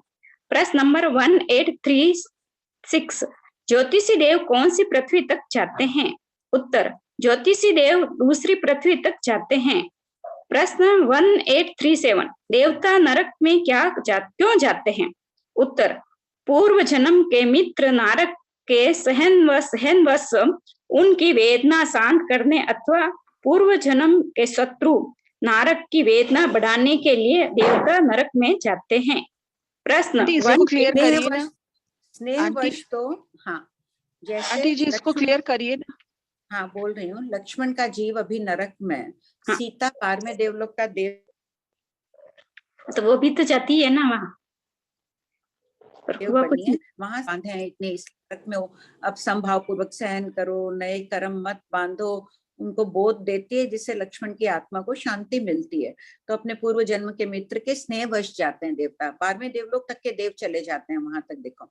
और अगर कोई बहुत पूर्व जन्म का शत्रु उपयोग लगाते हैं, उनकी और वेदना बढ़ाने भी चले। भोग रहे हो, तुम्हारे ही बांधे हुए कर्म है, अब बहुत अच्छा है, उनका मजाक उड़ाते हैं, ये करते हैं। कोई अशुभ पुद्गल भी डाल देते हैं उनके ऊपर, जैसे मिर्ची आदि जैसे अशुभ पुद्गल होते हैं, ऐसे ऐसे पुद्गल भी उन पर डाल देते हैं कि और ज्यादा दुखी करते हैं। आंटी जैसे आपने सीता जी का बताया, तो वो तो उनकी मानसिक वेदना ही शांत हुई ना, शारीरिक वेदना को थोड़ी आंटी शांत कर सकते हैं। शारीरिक नहीं होगी, मानसिक वेदना शांत होना बहुत बड़ी उपलब्धि है। बहुत बड़ी उपलब्धि है। अपन अगर मन से शांत हैं, मन में दुख नहीं लाए, बाहर की असहता कितनी हो वो कम पड़ जाती है ना। हाँ, और आंटी अगर वेदना बढ़ा रहे हैं तो फिर शारीरिक वेदना बढ़ा सकते हैं ना। शारीरिक भी, मानसिक मिर्ची वगैरह पुद्गल डाल दिए, कटु वचन बोलकर मानसिक वेदना बढ़ा दी है उसकी। और शारीरिक वेदना पुद्गल फेंक कर उन्माद उत्पन्न कर देते हैं, उनमें पागलपन उत्पन्न कर देते हैं। उन्माद का थोपड़ा आएगा अपने आगे भगवती सूत्र में ही विस्तार से वर्णन आ जाएगा, और दुखी कर देते हैं। मैंने तो एक मिर्ची पुद्गल उदाहरण दे दिया, ध्यान है। आंटी कोई पूछ रहा है नवनिकाय किसे कहते हैं? 10 जाति के भुवनपति देवता में असुर कुमार है, बाकी शेष नवनिकाय शब्द में ग्रहण किए गए हैं। पढ़ूं? हाँ, प्रश्न 1837 देवता नरक में क्यों जाते हैं? अच्छा तो भूल गए। प्रश्न नंबर 1838 देवता नरक की असह्य सर्दी, गर्मी, दुर्गंध आदि को कैसे सहन करते हैं? उत्तर, एयर कंडीशन सुगंधित गाड़ी में सर्दी, गर्मी, दुर्गंध आदि नहीं होती है, वैसे ही नरक में देव अपने आसपास शुभ सुगंधित पुतगुलों का घेरा बना लेते हैं। नरक में भयंकर दुर्गंध होती है, जा ही नहीं सकते। और देवता तो इतनी अभी मनुष्य लोक में ही नहीं आते हैं कि उनको यहाँ की दुर्गंध है। ठीक है, जिन्हें आना रहता है गुरु भगवंतों के पास, वो महाविद्य क्षेत्र चले जाते हैं, वहां दुर्गंध कम है। और तो वहां कैसे जाते हैं, प्रश्न उठा। अपन भी बहुत वातावरण में, बाहर गर्मी है, एयर कंडीशन गाड़ी में बैठ जाओ तो असर नहीं होता है ना बाहर की दुर्गंध आती, तो घेरा कर लेते हैं कुछ, वैसे स्प्रे लगा के अपन चले जाते हैं, दुर्गंध नहीं आती अपने में, वैसे ही समझ लो। प्रश्न 1839 देवलोक में नीचे बिजली चमकना यावत वर्षा आदि कौन करते हैं? उत्तर, प्रथम 12वें देवलोक में देवों में अपने अपने विमान से ऊपर आने का सामर्थ्य नहीं है, इसलिए ये अपने अपने देवलोक के नीचे के स्थान में ही वर्षा करते हैं। दूसरा पॉइंट, नवग्रह का 5 अनुत्तर विमान और सिद्धशिला के नीचे कोई वर्षा आदि नहीं करता, क्योंकि ये देव उत्तर वैक्रिय नहीं करते, इसलिए वर्षा आदि नहीं करते। तीसरा पॉइंट, असुर कुमार पहले और दूसरे देवलोक के नीचे वर्षा आदि करते हैं, शेष देवों का ऊपर जाने का सामर्थ्य नहीं है। प्रश्न 1841 देवता, सभी देवता अपने अपने विमान की ध्वजा पताका से ऊपर नहीं जा सकते हैं। जैसे 5वें देवलोक के देवता हैं, सोचे कि हम 6ठे देवलोक में जाके वर्षा आदि कर दें, वहां मनोरंजन करें, गेम्स खेलें, क्रीड़ा करें, वो नहीं कर सकते, उनमें सामर्थ्य नहीं। सभी देवता अपने अपने नीचे के देवलोकों में आके कुछ भी कर सकते हैं। आंटी, अपने जहाँ से उनकी ध्वजा पताका, जहाँ से उनकी ध्वजा पताका, वहां से भी वर्षा नहीं कर सकते? हाँ, बस अपनी ध्वजा पताका तक कर सकते हैं, उसके आगे नहीं। अच्छा, उसके आगे जाने का सामर्थ्य नहीं है। कोई बुलाए ऊपर का देवलोक का देवता तो जा सकते हैं, नहीं तो नहीं। ध्वजा पताका मतलब झंडा। अच्छा, उनके विमानों में जो ऊपर झंडा होता है उसको। अच्छा, प्रश्न 1841 शास्त्रों में 7 पृथ्वियों के नीचे अग्निकाय का निषेध किया है, किंतु पृथ्वी का 1840 भी है। हाँ, सॉरी मिच्छामि दुक्कडम। प्रश्न 1840 रत्न प्रभादि 7 पृथ्वियों के नीचे बादर एकेंद्रिय के कितने भेद हैं? उत्तर, 7 पृथ्वियों के नीचे घनोदधि एवं घनवात होने के कारण अपकाय, वायुकाय और वनस्पति काय है। इन स्थानों में घनोदधि, अपकाय की नैश्रय में ही वनस्पति है, स्वतंत्र वनस्पति नहीं है। बादर देवकाय नहीं है। क्लियर है ना? पृथ्वियों के नीचे घनोदधि है, घनोदधि यानी घन रूप ठोस पानी, उसमें वनस्पति है। स्वतंत्र वनस्पति नहीं है कि पेड़ पौधे फूल आदि वहां उगते हैं। पानी जथ जलम तथ वर्णम के सिद्धांत के अनुसार जहाँ पानी है वहां वनस्पति है। और घनवात है तो हवा है, अपकाय है, पानी है, घनोदधि है तो वायुकाय, वनस्पति काय है। देवकाय है नहीं, वो सिर्फ मनुष्य लोक में ही है। प्रश्न 1841 शास्त्रों में 7 पृथ्वियों के नीचे अग्निकाय का निषेध किया है, किंतु पृथ्वीकाय के संबंध में कोई उल्लेख क्यों नहीं है? उत्तर, टीकाकार श्री अभयदेव सूरी ने पृथ्वीकाय के संबंध में कहा है कि जो वस्तु नहीं है उसके विषय में कहना आवश्यक है।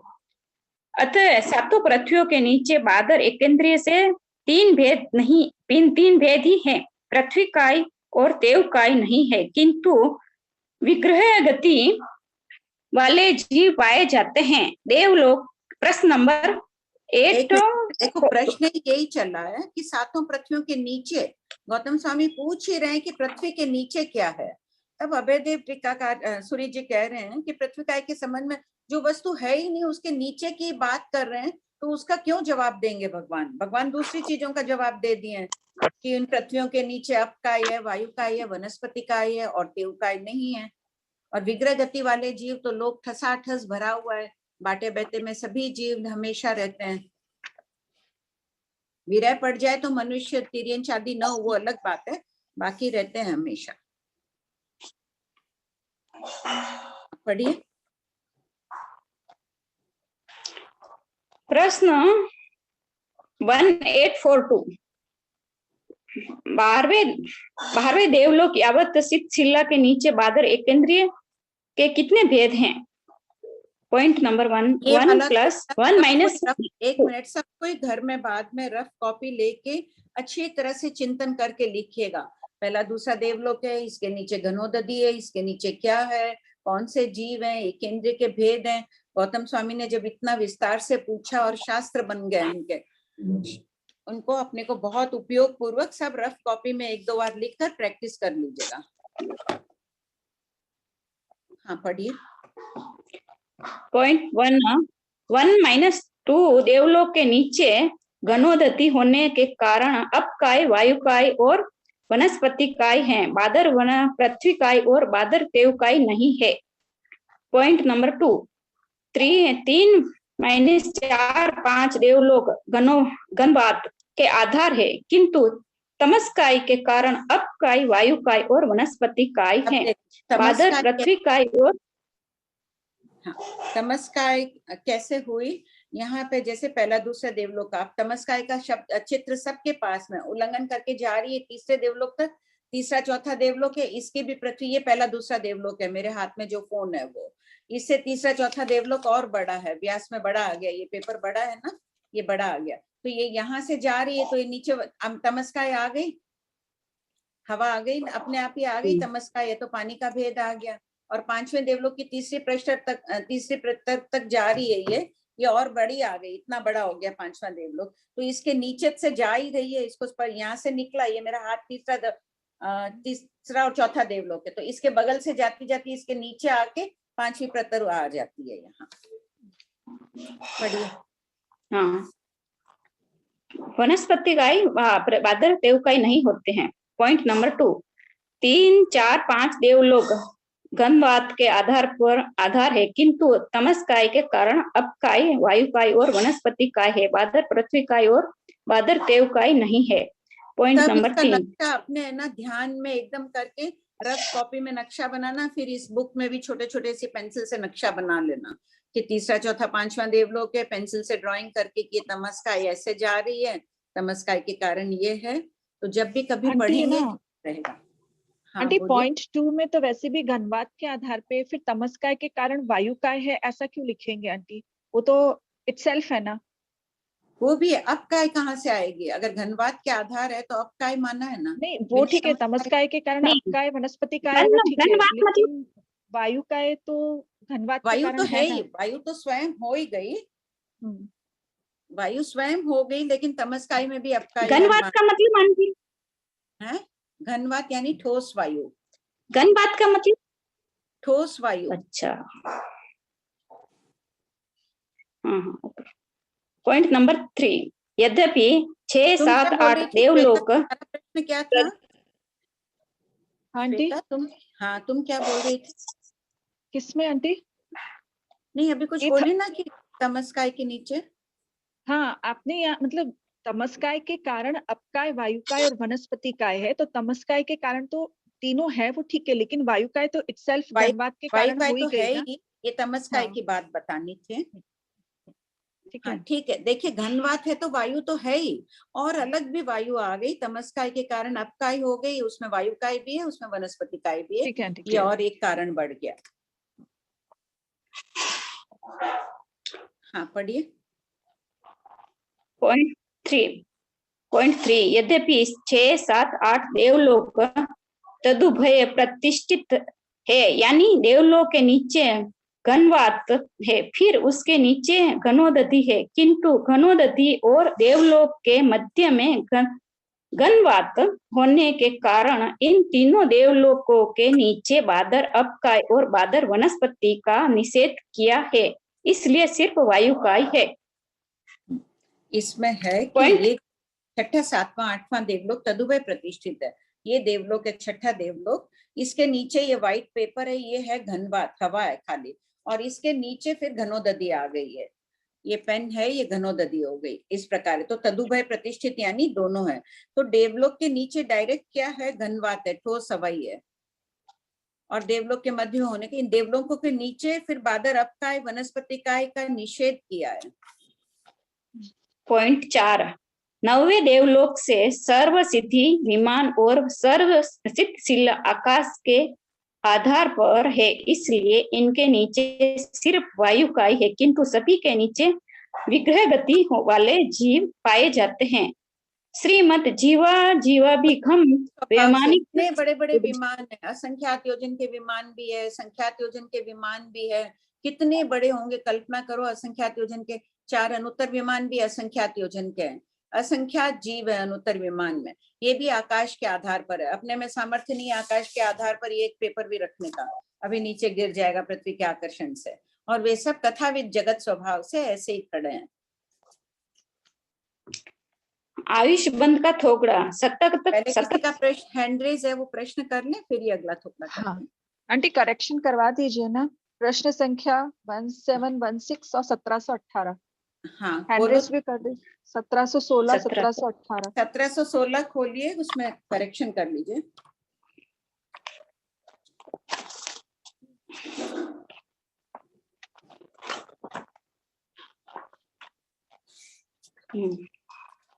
कृष्ण राज जी का कृष्ण राज्य इसमें भी पहले 1710 में कर लीजिए। पुरानी बुक, नई बुक में शायद 1712 या 1713 है आंटी। अच्छा अच्छा, मेरे हाथ में पुरानी है, उसमें 1710 है। वात परिगा लिखा हुआ है, वात परिग होगा, घा नहीं होगा। प्रश्न है, आप नई बुक वाले प्रश्न देख लीजिए। भंते कृष्ण राज्यों के कितने नाम कहे गए हैं, इसके अंदर करेक्शन। सेकंड लाइन में वात परिग शब्द है, घा नहीं है, और देव परिग, घा नहीं है इसमें भी।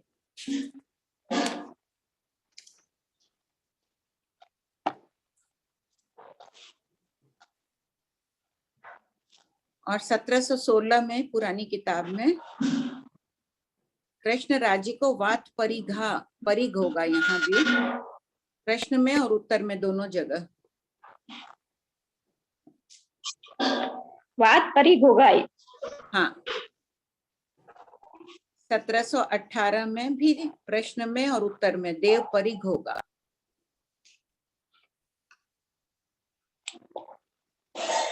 और आंटी आप ऐसा भी कुछ फरमाए थे ना कि वो दक्षिण दिशा का कुछ बोले थे ना, टीकाकार का। एकदम दक्षिण का प्रश्न आया था कि कृष्ण राज्यों का शास्त्र में वर्णन नहीं है कि वो 5वें देवलोक के दक्षिण में है, लेकिन प्राचीन ग्रंथों में इसका उल्लेख मिल रहा है। जैसे ये 5वें देवलोक की भूमि है, ये पूरा व्हाइट पेपर ये ऐसे पड़ा है, ये इसका पूर्व पश्चिम उत्तर दक्षिण है।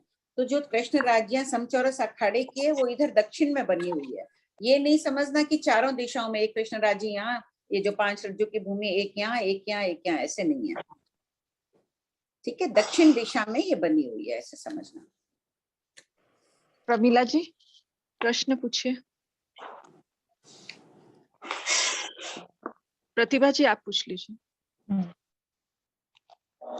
भाभी जी आप प्रणाम। आप जी जो अभी बताए ना कि अपने अपने ध्वजा विमान तक जाते हैं देवता, उनका उतना ही सामर्थ्य, तो ये बात खाली वैमानिक और ज्योतिष के बारे में लागू होगी क्या? क्योंकि असुर कुमार देव तो पहले दूसरे देवलोक तक जा रहे हैं ना। वो जा रहे हैं, वो आश्चर्यकारी घटना का वर्णन आ चुका है ना पहले। देव किसी के बुलाने से ही जाते हैं, अन्यथा आश्चर्यकारी घटना है। अच्छा, तो इसको आश्चर्य में लेना मतलब नॉर्मली नहीं होता ये असुर कुमार वाली चीज। नहीं। और ज्योतिष के बारे में अलग से कुछ वैसे ही समझना ना कि नहीं जा सकते। असुर कुमार की स्थिति अधिक है, रिद्धि अधिक है उनकी ज्योतिषी से। ज्योतिषियों की स्थिति 1 पल 1 लाख वर्ष उत्कृष्ट है। इनकी स्थिति सागरोपम में कितनी है? बलिंद्र जी की स्थिति कितनी है? सागरोपम झाजेरा एक सागर, एक सागर। हाँ सागर, वो ही जा सकते हैं। अच्छा, दूसरा है ज्योतिषी आदि का तो उल्लेख सिर्फ मेरू पर्वत तक ही जाने का उल्लेख है, 1 लाख योजन तक के। संख्यात योजन शब्द मिलता है, उसके ऊपर भी कोई थोड़ा बहुत चले जाओ, और असंख्यात कोड़ा कोड़ी योजन ऊपर है, पहला दूसरा देवलोक। जबकि ज्योतिषी और नव निकाय के देव संख्यात योजन जाते हैं। संख्यात योजन में मेरू पर्वत पर, कल्याणकों आदि के अवसर पर, या ऐसे भी पंडक वन में चले जाते हैं, उतना ही समझा जाता है। अच्छा, तो वाणमेंत्र का भी अपने समझ सकते हैं क्या कि 1 लाख योजन तक जा सकते हैं? किसका? वाणमेंत्र और असुर कुमार जो जैसे कल्याण। हाँ। तो फिर अपने यहाँ पे या तो उनके ध्वजा और विमान क्या और ऊंचाई पर होते हैं क्या? क्योंकि अगर 1 लाख योजन तक जा सकते हैं, इसका मतलब 1 लाख योजन के और ऊपर तक कोई विमान के ध्वजा पता वो आदि होते हैं? नहीं, ये तो कल्याण को क्या, इनके ध्वजा पताका तो ये तो 900 योजन तक की है। विमान तो ज्योतिषियों के 900 योजन से 1 इंच भी ऊपर नहीं है इनकी पताका भी। अच्छा, लेकिन मेरू पर्वत आदि पर जाते हैं क्रीडानी में। तो भी अपन एक्सेप्शन मानेंगे? नहीं, साधारण ऐसे भी जाते हैं। और शीतल जी, एक और प्रश्न। हाँ बोलो।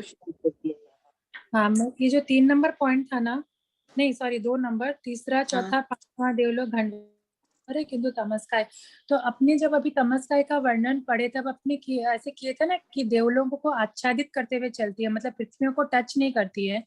तो उसमें नीचे कैसे आए? वो तो साइड से निकल गई ना तमस्काय। साइड से क्यों? ये देखो मेरे हाथ में ये फोन है, ये फोन है पहला दूसरा देवलोक, इसको रेड फोन के ये बाहर से जा रही है तमस्काय, और तीसरा चौथा देवलोक इससे बड़ा है व्यास में, व्हाइट पेपर जितना है, तो आ गया ना व्हाइट पेपर के नीचे आ गया। हाँ ठीक है, हाँ समझ में आ गया। सबको आ गया, सबके क्लियर हो गया। खाली एक दो मतलब वो इतना छोटा है कि भाभी जी, वो इसका मतलब ऐसे समझना है कि वो पहला दूसरा देवलोक इतना छोटा है और तीसरा का व्यास इतना बड़ा है उससे कि ऑटोमेटिकली उसके नीचे आ जा रही है वो। हाँ प्रणाम भाभी जी, कृतज्ञ उसमें। हाँ प्रणाम सब, जय जिनेंद्र। हाँ बोलिए। ये प्रश्न नंबर 1841, शास्त्र में 7 पृथ्वियों के नीचे अग्निकाय का निषेध किया है, किंतु पृथ्वीकाय के संबंध में कोई उल्लेख क्यों नहीं है? टीकाकार श्री अभिदेव सूरी जी ने पृथ्वीकाय के संबंध में कहा है कि जो वस्तु नहीं है उसके विषय में कहना अनावश्यक है, अतः 7 पृथ्वियों के नीचे बादर एकेंद्रिय के 3 भेदीय पृथ्वीकाय और तेउकाय नहीं है, किंतु विग्रह गति वाले जीव पाए जाते हैं। जबकि पृथ्वीकाय जीव, वो 7 पृथ्वी खुद पृथ्वी का ही जीव है, फिर जीव पृथ्वी का ही के नहीं है, तो वो कैसे? नहीं, तो गौतम स्वामी पूछ ही रहे हैं कि इस पृथ्वी के नीचे क्या है। जब पृथ्वी के नीचे ही प्रश्न कर रहे हैं, पृथ्वी के नीचे पृथ्वी है ही नहीं, तो क्यों उत्तर देते भगवान? अच्छा, क्योंकि खुद पृथ्वी का ही है और उसके नीचे नहीं कहा तो। हाँ, ये पृथ्वी के नीचे क्या? अगर पृथ्वी के ऊपर पूछ लेते रत्नप्रभा पृथ्वी के ऊपर, तब तो कहते हैं कि छत है रत्नप्रभा पृथ्वी की, पूरी पृथ्वी बता ही दिया। वो तो भगवान ने 1,80,000 योजन के पृथ्वी पिंड डाली, इसके नीचे है ही नहीं पृथ्वी का, तो भगवान ने जवाब ही नहीं दिया। कहा कि नहीं, तेउकाय नहीं है यहाँ पर, और एक इंद्र के 3 भेद है, बादर एक इंद्र के। प्रणाम सर आंटी जी। हाँ बोलो शीतल। आंटी जी, ये जो प्रश्न 1836 था उसमें ज्योतिषी देव कौन सी पृथ्वी, कौन सा क्या नंबर है? 1836। हाँ, ज्योतिषी देव कौन सी पृथ्वी तक जाते हैं? तो आंटी वो क्या अपने विमान में जाते हैं, तो वहां पे क्या प्रकाश करते हैं? फिर वहां पे जाते हैं तो पृथ्वी तक, यानी यहाँ नरकावासों की बात चल रही है। हाँ, तो वहां पे फिर वहां तो सूर्य का प्रकाश वगैरह नहीं जाता है ना आंटी, तो फिर वो विमान लेके जाते हैं वहां? नहीं, ये देवता जा रहा है, विमान में नहीं जा रहा है, देवता स्वयं जा रहा है। और वो भी वहां पे सिर्फ वो बारिश वगैरह करने ही जाते हैं आंटी? पृथ्वी के नीचे बारिश आदि करने हैं, जैसे ये पृथ्वी पिंड होगी, इसके नीचे बारिश आदि आपस में मनोरंजन के लिए कर देते हैं ये लोग, और नरकावासों में भी जाते हैं ये। क्या प्रश्न है, मैं समझी नहीं है तो पूरा प्रश्न। मैं पूछ रही थी, मेरा प्रश्न वही था कि ज्योतिषी देव अगर है, वो अगर उनका विमान लेके जाते हैं तो फिर वहां पे तो सूर्य का प्रकाश नहीं होता है। नहीं, विमान लेके नहीं जाते हैं, विमान गति करते रहते हैं। विमान में एक ही देव थोड़ी होते हैं, संख्यात देव होते हैं। जैसे चंद्र सूर्य का देव है तो 16,000 देव तो उनके उठाने के ही होते हैं, 4-4 हजार देव चारों दिशाओं में, और अंदर भी देवी देवता रहते हैं उसमें। जैसे पूरा नगर ही चल रहा है वैसे समझो, छोटा नगर चल रहा है वैसे देवता चले जाते हैं। जैसे चंद्र सूर्य विमान, ये अभी विमान ऊपर चल रहे हैं ना, जो चंद्र सूर्य भगवान महावीर के समूह शरण में आ गए थे कौशाम्बी नगरी में, वो एक आश्चर्यजनक घटना थी। साधारण क्या कोई विमान जहां अपने स्थान पे गति करते रहते हैं, आते नहीं है। और आंटी ये जो देवता नीचे जाते हैं, ये भी क्या वैक्रिय करके जाते हैं या वो अपने मूल स्वरूप में जाते हैं नरक में? नहीं, इनमें सामर्थ्य नहीं है मूल में जाने का, उत्तर वैक्रिय करके जाते हैं, कुछ न कुछ शक्ति अर्जित करके जाते हैं ये। Thank you. इनके आगे आ जाएगा 11वें शतक में, ये 4-5 आवाज तक ही अपने मूल शरीर से जा सकते हैं, उसके आगे कुछ करनी पड़ती है। उत्तर वैक्रिय करते हैं जाने के लिए। विनीता जी।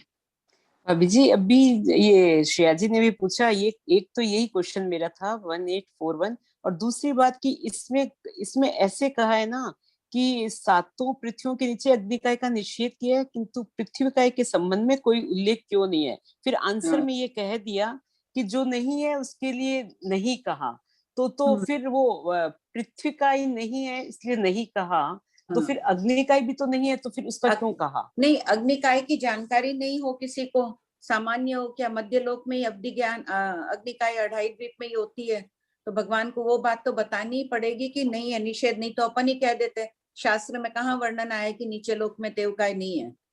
अच्छा, ये प्रमाण पास की है, तेवकाय नहीं है। हाँ वही, क्योंकि नहीं है उसका नहीं कहा, तो फिर अगर यहाँ आपने को ये नहीं मिलता तो प्रति प्रश्न तुम ही लोग कर देगी, भगवान कहाँ बताएं कि नीचे लोक में नहीं है, हम क्यों माने कि वहां देवकाय नहीं है? सही, ठीक है। कई लोग प्रश्न उठाते हैं कि परमाधामी देव अग्नि जलाते हैं, तपाते हैं, उनको आग में डालते हैं, ये करते हैं, तो देवकाय नहीं है क्या? उत्तराधीन सूत्र आदि में आ रहा है, वो बादर देवकाय नहीं है, चित अग्नि उत्पन्न करते हैं। ठीक है, प्रणाम। अनीता जी। हाँ, प्रणाम। अनीता जी। हाँ बोलो अनीता। हाँ, ये क्वेश्चन नंबर 1837 में, देवता नरक में स्नेहवश जाते हैं वेदना शांत या वेदना बढ़ाने के लिए, तो मानसिक वेदना देने के लिए, शारीरिक वेदना भी तो अपने शुभ पुद्गल से दे सकते हैं उनको। शारीरिक वेदना भी देते हैं, मैंने कहा ना, पुद्गल फेंकते हैं, साता दे सकते हैं ना उनको, अगर कुछ साता, कुछ भी पुद्गल, साताकारी पुद्गल डाल सकते हैं, उनको अच्छी अनुभूति हो। और एक और क्वेश्चन था कि अनुत्तर विमान क्या 14 रज्जु से ऊपर है? नहीं, समभूमि से 7 रज्जु, देशों 7 रज्जु है, 7 रज्जु में भी कुछ कम ऊपर है। तो ये बाटे बहते के विग्रह गति के जीव से शिला से नीचे तक ही होते हैं? क्यों? ऊपर भी होते हैं, अनुत्तर विमान के ऊपर भी, जहाँ लोकांत है वहाँ बादर वायु काय के जीव, सूक्ष्म एकेंद्रिय 5 प्रकार के हैं, वो जीव भी तो बाटे बहते में रहते हैं। वो मनुष्य रूप में उत्पन्न हो रहा है अभी कोई जीव, सूक्ष्म एकेंद्रिय ऊपर के लोकांत पर है, अभी मनुष्य रूप में आ रहा है, तो बाटे बहते में मनुष्य गति का जीव हो गया ना। ठीक।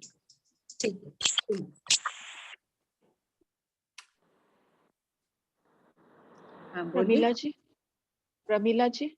हाँ, नमस्कार जी, जय जिनेंद्र कंचन भाई। मैं प्रमीला अभी बेंगलोर से बोल रही हूँ। मैंने आपका लिंक मेरी एक फ्रेंड सुशीला खटोल ने दिया, और उससे मैंने कई आपकी क्लासेस करी, मुझे बहुत ही रस आने लगा, तो मैं चाहती हूँ कि आप मुझे इसमें ज्वाइन कर लें, तो क्या ये संभव है? आप चैट बॉक्स में नंबर डाल दीजिए। हाँ बोलिए आंटी, फरमाइए। हाँ बोलो श्वेता, आप चैट बॉक्स में डाल दीजिए, ज्योति जी ले लेंगे और फिर ऐड कर देंगे आपको। ओके, भाभी जी धन्यवाद। हाँ बोलिए। जय जिनेंद्र। भाभी जी, वो नीचे विग्रह गति वाले जीव पाए जाते हैं, उसका क्या तात्पर्य है? विग्रह गति यानी बाटे बहते वाले जीव 7 पृथ्वियों के नीचे पाए जाते हैं। पूरे लोक में, संपूर्ण 14 रज्जु लोक में एक आकाश प्रदेश भी ऐसा नहीं है जहाँ बाटे बहते में जीव नहीं हो। अनंत जीवों का जन्म मरण प्रति समय होता रहता है हर क्षेत्र में।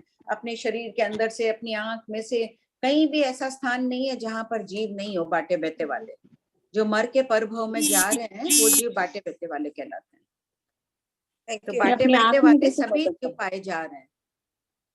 पृथ्वीकाय, तेवकाय, यदि मान लो तेवकाय एक जीव है, मनुष्य क्षेत्र का तेवकाय वाला जीव है, वो वहां पे घनोदधि में उत्पन्न हो रहा है, पानी के रूप में उत्पन्न हो रहा है, या उसके नीचे हवा के रूप में उत्पन्न हो रहा है। घनवात, तनवात, आकाश, सभी आकाश हवाई है ना, वहां पर हवा के रूप में उत्पन्न हो रहा है, मारणांतिक समुद्घात कर रहा है वो मनुष्य। तो वो कौन से आत्म प्रदेश उसके किसके कहलाएंगे? मनुष्य के कहलाएंगे ना। इस अपेक्षा से मनुष्य भी है सातों पृथ्वियों के नीचे।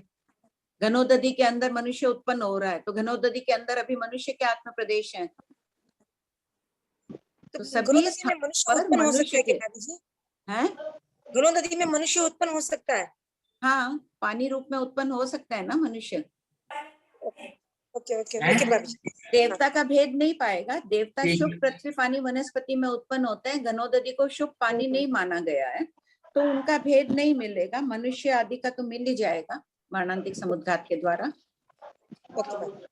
थैंक यू बाबूजी। देवों का भेद, ये बात देखो आप पूछ रहे, देवों का भेद नहीं पाया जाएगा इन स्थानों में। पहली पृथ्वी से नीचे के कोई भी घनोदधि में उत्पन्न नहीं होते हैं, इसलिए। हाँ बोलिए। ओके बाबूजी। चेतना जी। हाँ, जय जिनेंद्र आंटी। जय आंटी, जिनेंद्र। मेरे को व्यवहार नहीं और निश्चय नहीं के अंतर्गत पूछना है कि अगर जिनमत को मानना है तो व्यवहार नहीं और निश्चय नहीं दोनों को ही मानना उचित होता है, क्योंकि निश्चय नहीं का क्षय होने से बता रहे हैं कि तत्व का नाश होता है, और व्यवहार नहीं के क्षय, अगर हम व्यवहार नहीं का विच्छेद होता है तो तीर्थ और आचार का नाश होता है। ये पॉइंट समझ में नहीं आया। तीर्थ और आचार का नाश, आचार क्या होता है? आचार तीर्थ और आचार का नाश बता रहे हैं कि अगर व्यवहार नहीं रहते। आषाढ़ मुझे समझ नहीं आया। आचार आंटी, आचार। अच्छा, आषाढ़ सुनाई। ठीक तीर्थ है, और व्यवहार नहीं आचार का नाश क्यों बताया इसमें? आचार जो धर्म का नाश। अच्छा, व्यवहार नहीं की तीर्थ में बचेंगे ही नहीं अगर व्यवहार नहीं का भी पालन नहीं करेंगे। मैं नहीं मान रही हूँ देव गुरु धर्म को, तो है तीर्थ में व्यवहार से। क्या निश्चय में मान रही हूँ, अगर व्यवहार में ऐसी प्ररूपना करोगे तो कोई धर्म संघ में सम्मिलित मानेगा क्या? अपना व्यवहार है, अपना आचार है। अंतर्गत आ गया ये चारित्र के अंतर्गत आ गया, मतलब मानना है। अपन चारित्र श्रावक पढ़ने के अंतर्गत भी तो आ ही जाएगा। तिक्खु तो करना है साधु साध्वियों को, धर्म का पालन करना है, धर्म के प्रति बहुमान रखना है। अगर ये व्यवहार नहीं रखेंगे तो तीर्थ में सम्मिलित ही नहीं गिने जाएंगे। लोग बोलेंगे ये तो नास्तिक हो गई, बोलेंगे ना। व्यवहार ठीक है। निश्चय नहीं से है तो सम्यक दर्शन रहना ही चाहिए, तभी निश्चय नहीं से माने जाए। पढ़ रही हो चेतना पूरा? आंटी म्यूट कर दिया मैंने उनको। नहीं ठीक है। हेलो आंटी, अपन है ना जनरली जब हम बकुश बोलते हैं तो अपन थोड़ा अच्छी निगाहों से नहीं देखते, बोलते ना वो शब्द बकुश है, वो बकुश ऐसे बोलते हैं ना। तो ऐसा बताते हैं बकुश तो 7वें जीव स्थान तक भी है आंटी, तो 7वें जीव स्थान में भी फिर कौन सा अच्छा दिखना वगैरह होता है आंटी? नहीं, वो किए हुए उसकी आलोचना प्रतिक्रमण नहीं किए तो 7वें में चले गए तो वो कहलाएंगे कौन जब तक आलोचना नहीं करेंगे। 6ठे में उन्होंने दोष सेवन किया। अच्छा, आलोचना नहीं की इसलिए बकुश कहला रहे, बाकी तो वो अच्छा हो गए ऑलरेडी। 7वें की तो अप्रमत ऊंची अवस्था हो गई, उस समय वो क्या करेंगे। हाँ ओके ठीक है आंटी। और है ना सवेदी होते हैं, जिसको ये सवेदी होते हैं ना, तो अभी आपने बताया कि अनुत्तर विमान मस्जिद जो देव होते हैं वो सवेदी होते हुए भी उनके वेद नहीं होता उदय में, बराबर ना। तो योगनी को हाँ, तो मेरा क्वेश्चन ये है कि फिर वो अगर वेद उदय में ही नहीं है उनके बिल्कुल पूरा लाइफ लॉन्ग में, फिर क्या सवेदी, वो फिर तो अवेदी हो गए। ठीक है ना आंटी? नहीं, सवेदी तो है ही, लेकिन यहाँ विवक्षित वही है। परिचालना के संबंध में एक प्रश्न है कि वेद मोहिनी का उदय नहीं वत होता है। मनुष्य गति में भी वेद मोहिनी का उदय कोई निरंतर हर एक जीव के थोड़ी होता रहता है। कर्म प्रकृति का उदय आता है, चला जा रहा है। कोई भी कर्म के विपाकोदय में सभी सहयोगी कारण होने चाहिए, उनके भाव नहीं बनते हैं। उदय तो रहेगा ही, 4थे गुण स्थान है, पुरुष वेद का उदय चल रहा है, विपाकोदय चल रहा है, लेकिन वेद मोहिनी भोगने के भाव नहीं होते हैं उनके। भाव नहीं होने से वो अनुदीर्ण जैसे उदय में नहीं आए। ओके, ठीक है आंटी। मैंने आंटी अपन बोलते हैं बकुश का मतलब तो जैसे अच्छा दिखना वगैरह होता है, अपन बोलते हैं उसको ऐसे डिफाइन करते हैं अपन पुलाव को कैसे डिफाइन करना आंटी? मतलब जीव क्या करता है जो पुलाव कहलाता है उसमें? मतलब क्या उनकी ड्यूटीज है, पुलाव क्या करते हैं वो? विशिष्ट पूर्वधर मुनिराजों को बहुत उच्च कोटि की साधना के फल स्वरूप ये लब्धि प्रकट होती है। ये लब्धि इतनी शक्तिशाली होती है कि इनमें सामर्थ्य होता है कि चक्रवर्ती की सेना का भी विनाश कर दे। किसी ने किया हो ऐसा अपने पास कोई उल्लेख नहीं है, कोई शक्ति बताई जा रही है यहाँ पर। पहले भी बताया ना कि जम्बूद्वीप 32 जम्बूद्वीप भर देते हैं, आदि आदि उनमें शक्ति होती है, देवों में उत्तर वेक्री आदि करके। तो ये उनकी शक्ति प्रदर्शित की गई है यहाँ पर। तो कभी जिन शासन पर, और इस लब्धि का प्रयोग भी वो कब करते हैं जब जिन शासन पर आपत्ति आती है। मान लो कोई राजा कह दे कोई राज्य जैन साधु मेरे राज्य में नहीं रहेगा, जितने हैं यहाँ से चले जाओ। होता है भी है ना, ये सब कभी कभी घटनाएं हो जाती है विश्व में।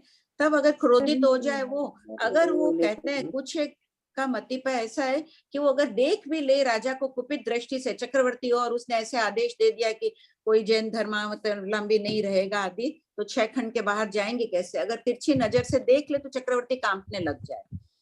साधारण मुनि अगर देख भी ले तो नहीं होगा ऐसे। ये लब्धिधारी मुनि के प्रभाव से ऐसा हो जाता है। इसलिए भी कहा जाता है कि चक्रवर्ती की सेना का भी विनाश हो जाता है। चक्रवर्ती डर गया तो पूरी सेना अपने आप ही डरी हुई मानी जाएगी।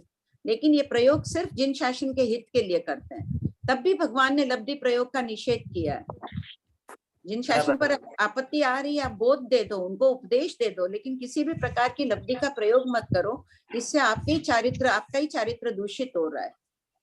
बराबर, क्या नहीं है भगवान की लब्धि प्रयोग के। ओके, बराबर। तो मतलब क्वेश्चन ये था कि अभी आपने बताया उससे लग रहा है पुलाग बहुत ऊंचे आत्मा है, मतलब है ना? बहुत ज्ञान कितना नवे पूर्व ऊंचे आत्मा, तो पुलाग वर्ड इतना लो लेवल वर्ड क्यों यूज किया है इनके लिए? पुलाग शब्द का लोअर नहीं है, असार कर देना। पुलाग का अर्थ ही असार करना, एकदम खराब कर देना, ऐसा है। असार धान बताया ना भाई, वो पुलाग लब्धि का प्रयोग करके अपनी चारित्र को असार कर देते हैं। अच्छा। इतने कुपित हो जाते हैं। बराबर, ठीक है। इस विषय में खोज चल रही, इस विषय में और खोज चल रही है। उपाध्याय प्रवर आचार्य श्री फरमाते हैं थोड़ा इस पर अभी खोज चल रही है, और डिटेल में मत बोलो इस संबंध में। ठीक बात है आंटी। आंटी अब मतलब अपन ऐसा बोल सकते हैं ना कि 6th जीव स्थान में भी जीव सर्वार्थ सिद्ध की आयु बांध सकता है, ऐसा बोल सकते हैं अपन, है ना? बोलने के लिए कौन से में? छठे गुण स्थान वाले जो जीव होते हैं वो सर्वार्थ सिद्ध की आयु बांध सकते हैं, बराबर ना? आयु बंध प्रारंभ तो छठे में ही होता है। हाँ, 7वें में तो चला जाए, बांधना शुरू कर दिया, उसके बाद 7वें में जाए। 7वें में तो आयु बंध होता ही नहीं है। अंतर विमान का आयु बंध बांधने वाला शुभ योगी प्रमत होता है। शुभ योगी प्रमत, मतलब अपन ऐसा बोलेंगे कि 6th गुण स्थान में वो उन्होंने सर्वार्थ सिद्ध की आयु बांध दी, परंतु जब वो 11वें गुण स्थान में काल करेंगे तब वो वहां जाएंगे, नहीं तो नहीं जाएंगे। ये पॉइंट है ना? नहीं, 11वें वाला तो नियमा जाएगा, बाकी तो अप्रमत जाते ही हैं। अप्रमत भी जा सकते हैं सर्वार्थ सिद्ध में आंटी? हाँ, अप्रमत की गति 35 बताई है ना, 35वें माने। बराबर। तो 7वें में भी काल करेगा, छठे में काल नहीं करेगा अनुत्तर विमान में जाने वाला। 7वें में भी काल करके सर्वार्थ सिद्ध में जा सकता है। ठीक है आंटी, बराबर। अच्छा आंटी, वहां जो बोलते हैं ना 11वें गुणस्थान, वो नियमा की बात बोल देते हैं। वहां नियमा है, यहाँ भजना है। ठीक बात आंटी। आंटी एक साधारण सा ऐसा क्वेश्चन था, अभी ये ऐसा हो रहा है ना, अनूप मंडल वाले बोल रहे हैं कि जैन लोग होते हैं वो चांद सूरज को भी नीचे लेके आ जाते हैं, तो उन्होंने अपने मुख में पढ़ा होगा नहीं कि उस समय मूल विमान नीचे आ गए थे, इसको देखकर ऐसा बोलते हैं क्या वो लोग? क्या है? वो तो बहुत बोलते हैं, वो तो बोलते हैं कोरोना भी जैन लेके आए। जैन लेके आए क्या? विश्व में जितनी भी बीमारियां फैलती है जैन लेके आए। उनका तो आंटी जी, निर्मल भैया जो पूछ रहे थे ना प्रश्न, उसमें सर्वार्थ सिद्ध में जाने वाला छठे गुणस्थान में आयु बांधने वाला 7वें के अभिमुख होगा, वही जीव होगा ना? हाँ, शुभ योगी प्रमत्ति बांधना शुरू करता है, फिर 7वें में चला जाओ। बड़े शुरू तो छठे ही करेगा, छठे वाले। निर्मला जी। ठीक है। प्रणाम भाभी जी। हाँ बोलिए। प्रणाम भाभी जी। हाँ भाभी जी, मैं पूछती, जैसे नमी विनय में उनको राज्य जो दिया था तीर्थंकर महाराजा ने अपने पुत्रों को, तो उन्होंने तक्षशिला का राज्य दिया था। उन्होंने किसको दिया? कहते हैं अभी अफगानिस्तान में, तो आर्य देश नमी विनमी को तक्षशिला का राज्य दिया था। मरासा फरमाते ही हैं बर्मा, पाकिस्तान, अफगानिस्तान आदि की भूमि हो सकती है, पर निश्चित रूप से नहीं कह सकते हैं।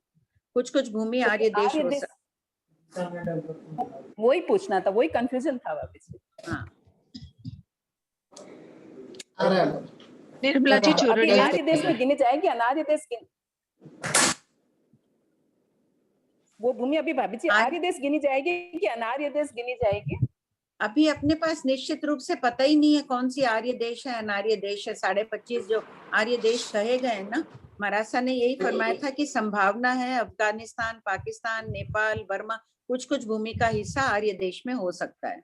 निश्चित अभी अपने पास उपलब्ध नहीं है कुछ पे, क्योंकि अभी नाम इतने परिवर्तित हो गए, जो 25.5 नाम है वो पता नहीं है, नाम बदल गए इसलिए। निर्मला जी, सरला जी आप पूछ लीजिए। सरला जी पूरा। हाँ, जय जिनेंद्र साहब, मैं सरला बुरा बोल रही हूँ।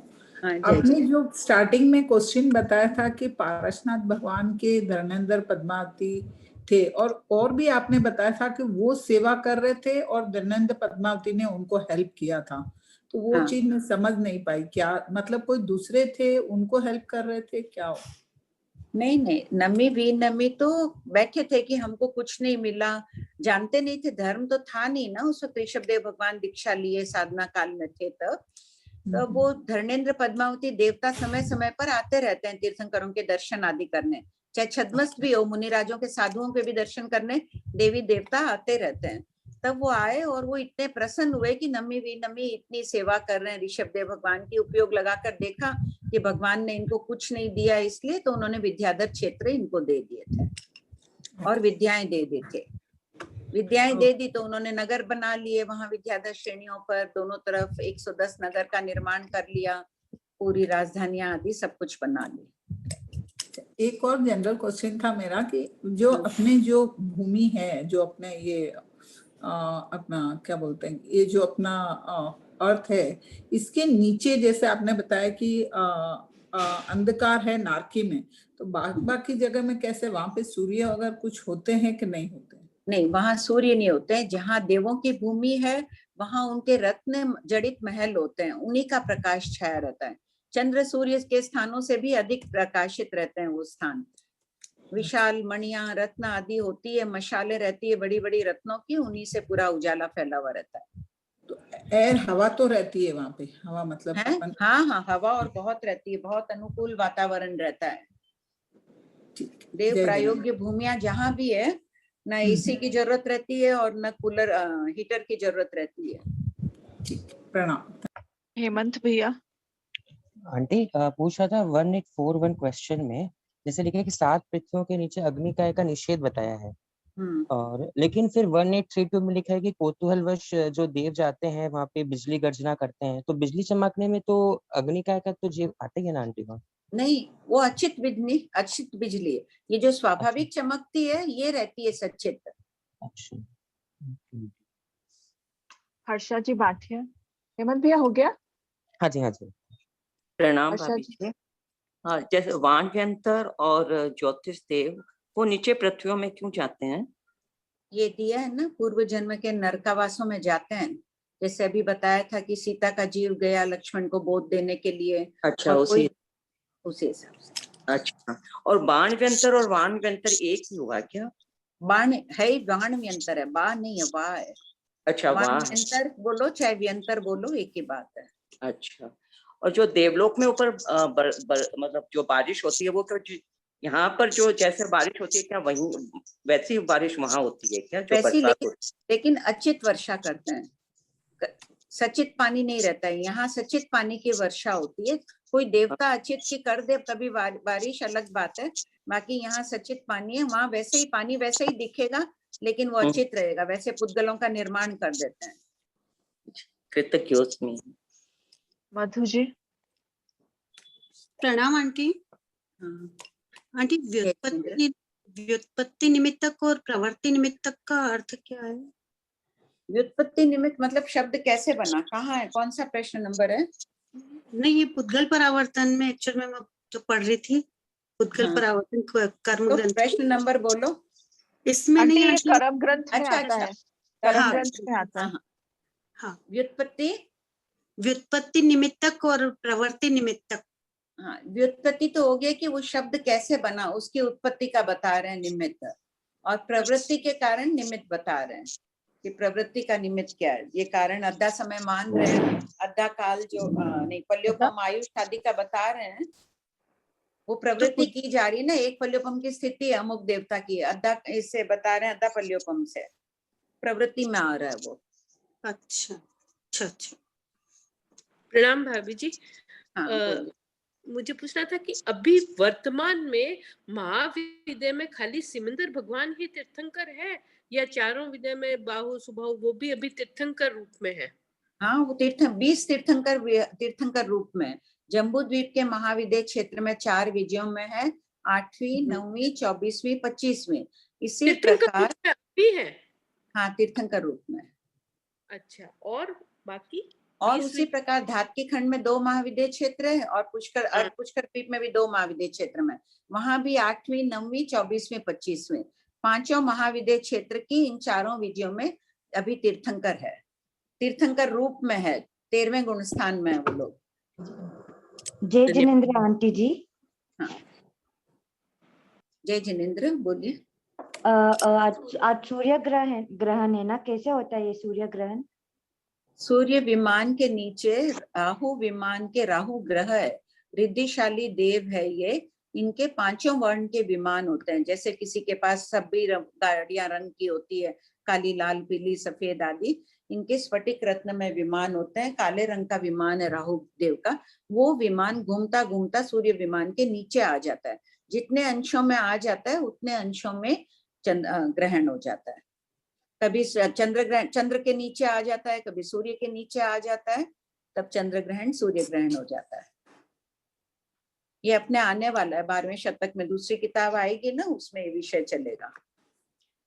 भाभी जी, इसमें हमें क्या करना चाहिए आंटी ग्रहण में? धर्म ध्यान करना चाहिए।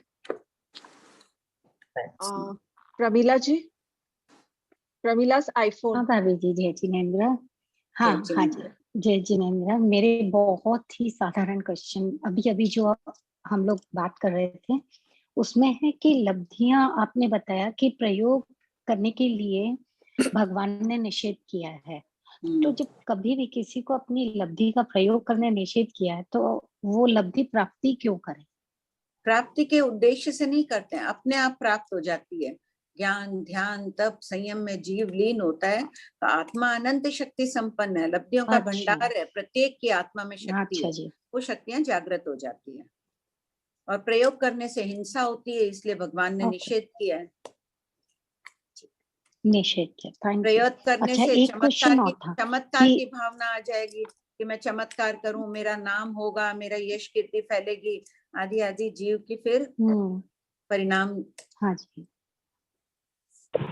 आंटी जी, एक और था कि धर्मेंद्र पद्मावती जो आपने अभी अभी बताया था कि आदेश्वर भगवान के टाइम में वो आए और उन्होंने नमी नेमी जो थे उनको स्थान दिया, लेकिन ये तो पार्श्वनाथ भगवान की टाइम थे धर्मेंद्र पद्मावती, फिर उस समय कैसे?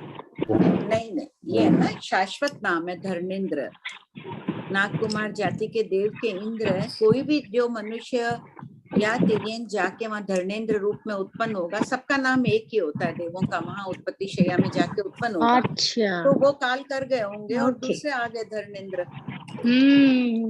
ठीक है। अच्छा, ये अनादिकाल से यही नाम है, वो जो इंद्र है अनादिकाल से जो भी उस पे जाके, और ऋषभदेव भगवान के बाद तो कितने, यहाँ तो धर्मेंद्र की स्थिति तो पल्योपम में आ रही है। मेरे समझ नहीं आता था।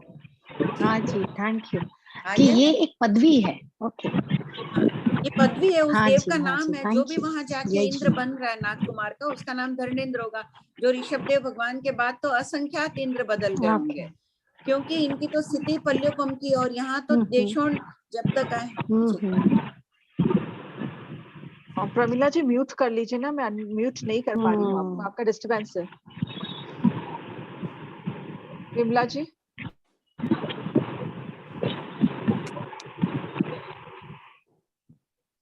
प्रमिला जी आप पूछिए। सूर्या। हाँ आंटी जी, जय जिनेन्द्र। जय जिनेन्द्र। आंटी जी, तेरे गुणस्थान में तो केवली भगवान करोड़ वर्ष तक रह सकते, करोड़ पूर्व तक, देशों करोड़ पूर्व तक। हाँ क्या पूछे? देशों पूरा करोड़ पूर्व नहीं, देशों में केवली भगवान करोड़ पूर्व तक रह सकते हैं ना? कितना? वापिस बोलिए, सुनाई नहीं पड़ा। तेरे गुणस्थान में केवली की जो योग अवस्था में होते हैं ना, 3 योग होते हैं ना, मनसन काया की योग, तो उनकी स्थिति करोड़ पूर्व की है ना? हाँ, देशों जगन्नाथ मूर्त की नहीं, लेकिन 13वें गुण स्थान में तो देशों करोड़ पूर्व ही रहेंगे ना। 8 वर्ष जाजेरी के बाद ही केवल ज्ञान होगा। तो उनकी जगह तो अंतर्मुक्ति होती है। हाँ, केवल ज्ञान प्रकट हुआ और अंतर्मुहूर्त बाद मोक्ष चले गए और उत्कृष्ट देशों करोड़ पूर्व तक रह गए 13वें में। तो आंटी जी, महावीर स्वामी जब मुक्त हो गए तो कितने केवली थे उनके? 7 केवली थे उस समय। हाँ, और सबसे अधिक केवली कौन से आगम में, मतलब भगवत सूत्र के अंदर आते हैं? सबसे अधिक केवली इन्हीं के हुए शासन में, ऋषभदेव भगवान के शासन में। असंख्यात पाठ केवली, असंख्यात पाठ केवली नहीं, 18वें तक असंख्यात पाठ केवली हुए हैं। 9वें के बाद संख्यात, वो तो पटभर हो गए। सबसे अधिक ऋषभदेव भगवान के समय में, संख्यात हुए, क्योंकि साधुओं की संख्या भी अधिक थी, संभावनाएं उसी के समय में हुए। नहीं तो ये कौन से आगम में भगवत सूत्र के अंदर आते हैं? कौन से आगम में आते हैं? नहीं, आगे भगवती में नहीं है। खाली भगवान महावीर का है कि 700 उनके केवली हुए। वो देवता प्रश्न पूछे विषय हो चुका है ना। अच्छा जी, बाकी का नहीं है।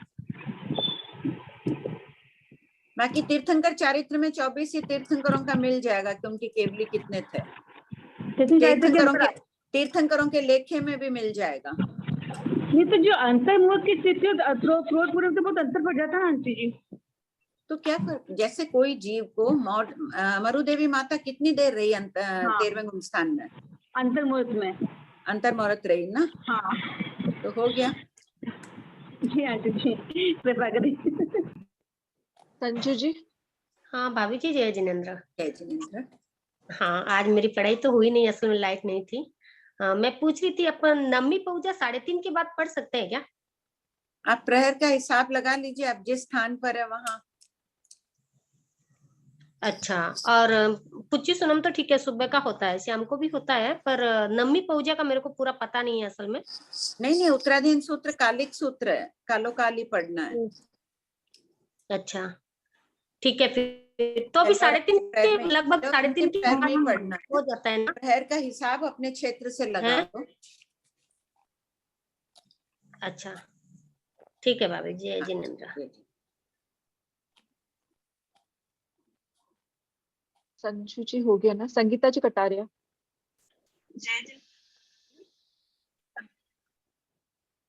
सूर्य ग्रहण है तो उसमें अस्वाध्याय क्यों कहा गया है? इसमें ग्रहण होता तो अस्वाध्याय काल कहा गया है ना, तो ऐसा क्यों कहा गया है? हाँ, ये पहले भी मैंने बताया था ना एक कहानी के माध्यम से कि भगवान राजा बहुत हितकारी था, प्रजा का शुभ चिंतक था। इस वक्त अनेक जो पुद्गलों का संचरण होता है वो हितकारी नहीं होता है, इसलिए भगवान ने मना किया है। अभी 3-4 क्लास पहले की रिकॉर्डिंग में है आंटी, में उतार रही ये बताया 3-4 क्लास पहले की में ही है। निर्मल भैया का प्रश्न था ये। हाँ, अच्छा, मतलब देवता में कुछ झगड़ा। आप रिकॉर्डिंग सुनते होंगे ना, तो उसमें होगा, देख लीजिएगा, यही विषय होगा। रिकॉर्डिंग नहीं समझ में आया, रिकॉर्डिंग कहाँ देखनी पड़ेगी?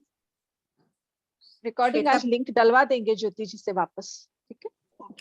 नहीं तो रिकॉर्डिंग तो जाती है ना आंटी, वो डिस्क्रिप्शन में रहती है, किसी को डिस्क्रिप्शन खोलना नहीं आता है तो एक बार डलवा देंगे, बहुत दिन हो गए ना। तो बाकी नहीं तो आप बच्चों को पूछिएगा ना, बता देंगे, वो रिकॉर्डिंग आई हुई रहती है।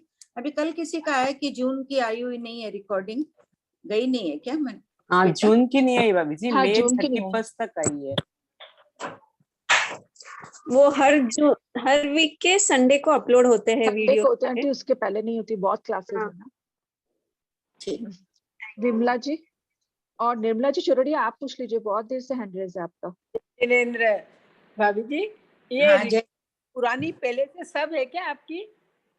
क्या रिकॉर्डिंग पहले शुरू जब से चालू करा आपने, इसकी रिकॉर्डिंग इसमें कैसे देखूं?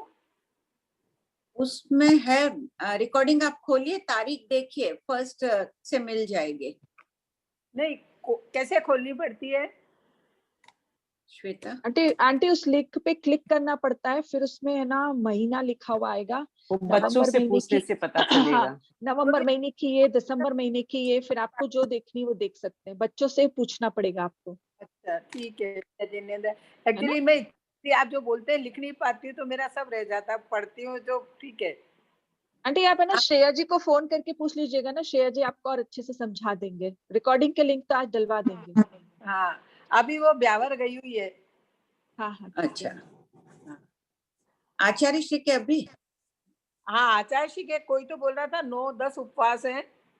10 उपवास थे, परसों सुना था। 10 में इतना विहार किया, उस दिन पहुंच नहीं पाए ना आचार्य श्री संथारा, पहले ही सीख गया ना। हाँ हाँ आंटी 7.5 किलोमीटर दूर थे। विमला जी उनके छोटे ब्यावर में थे।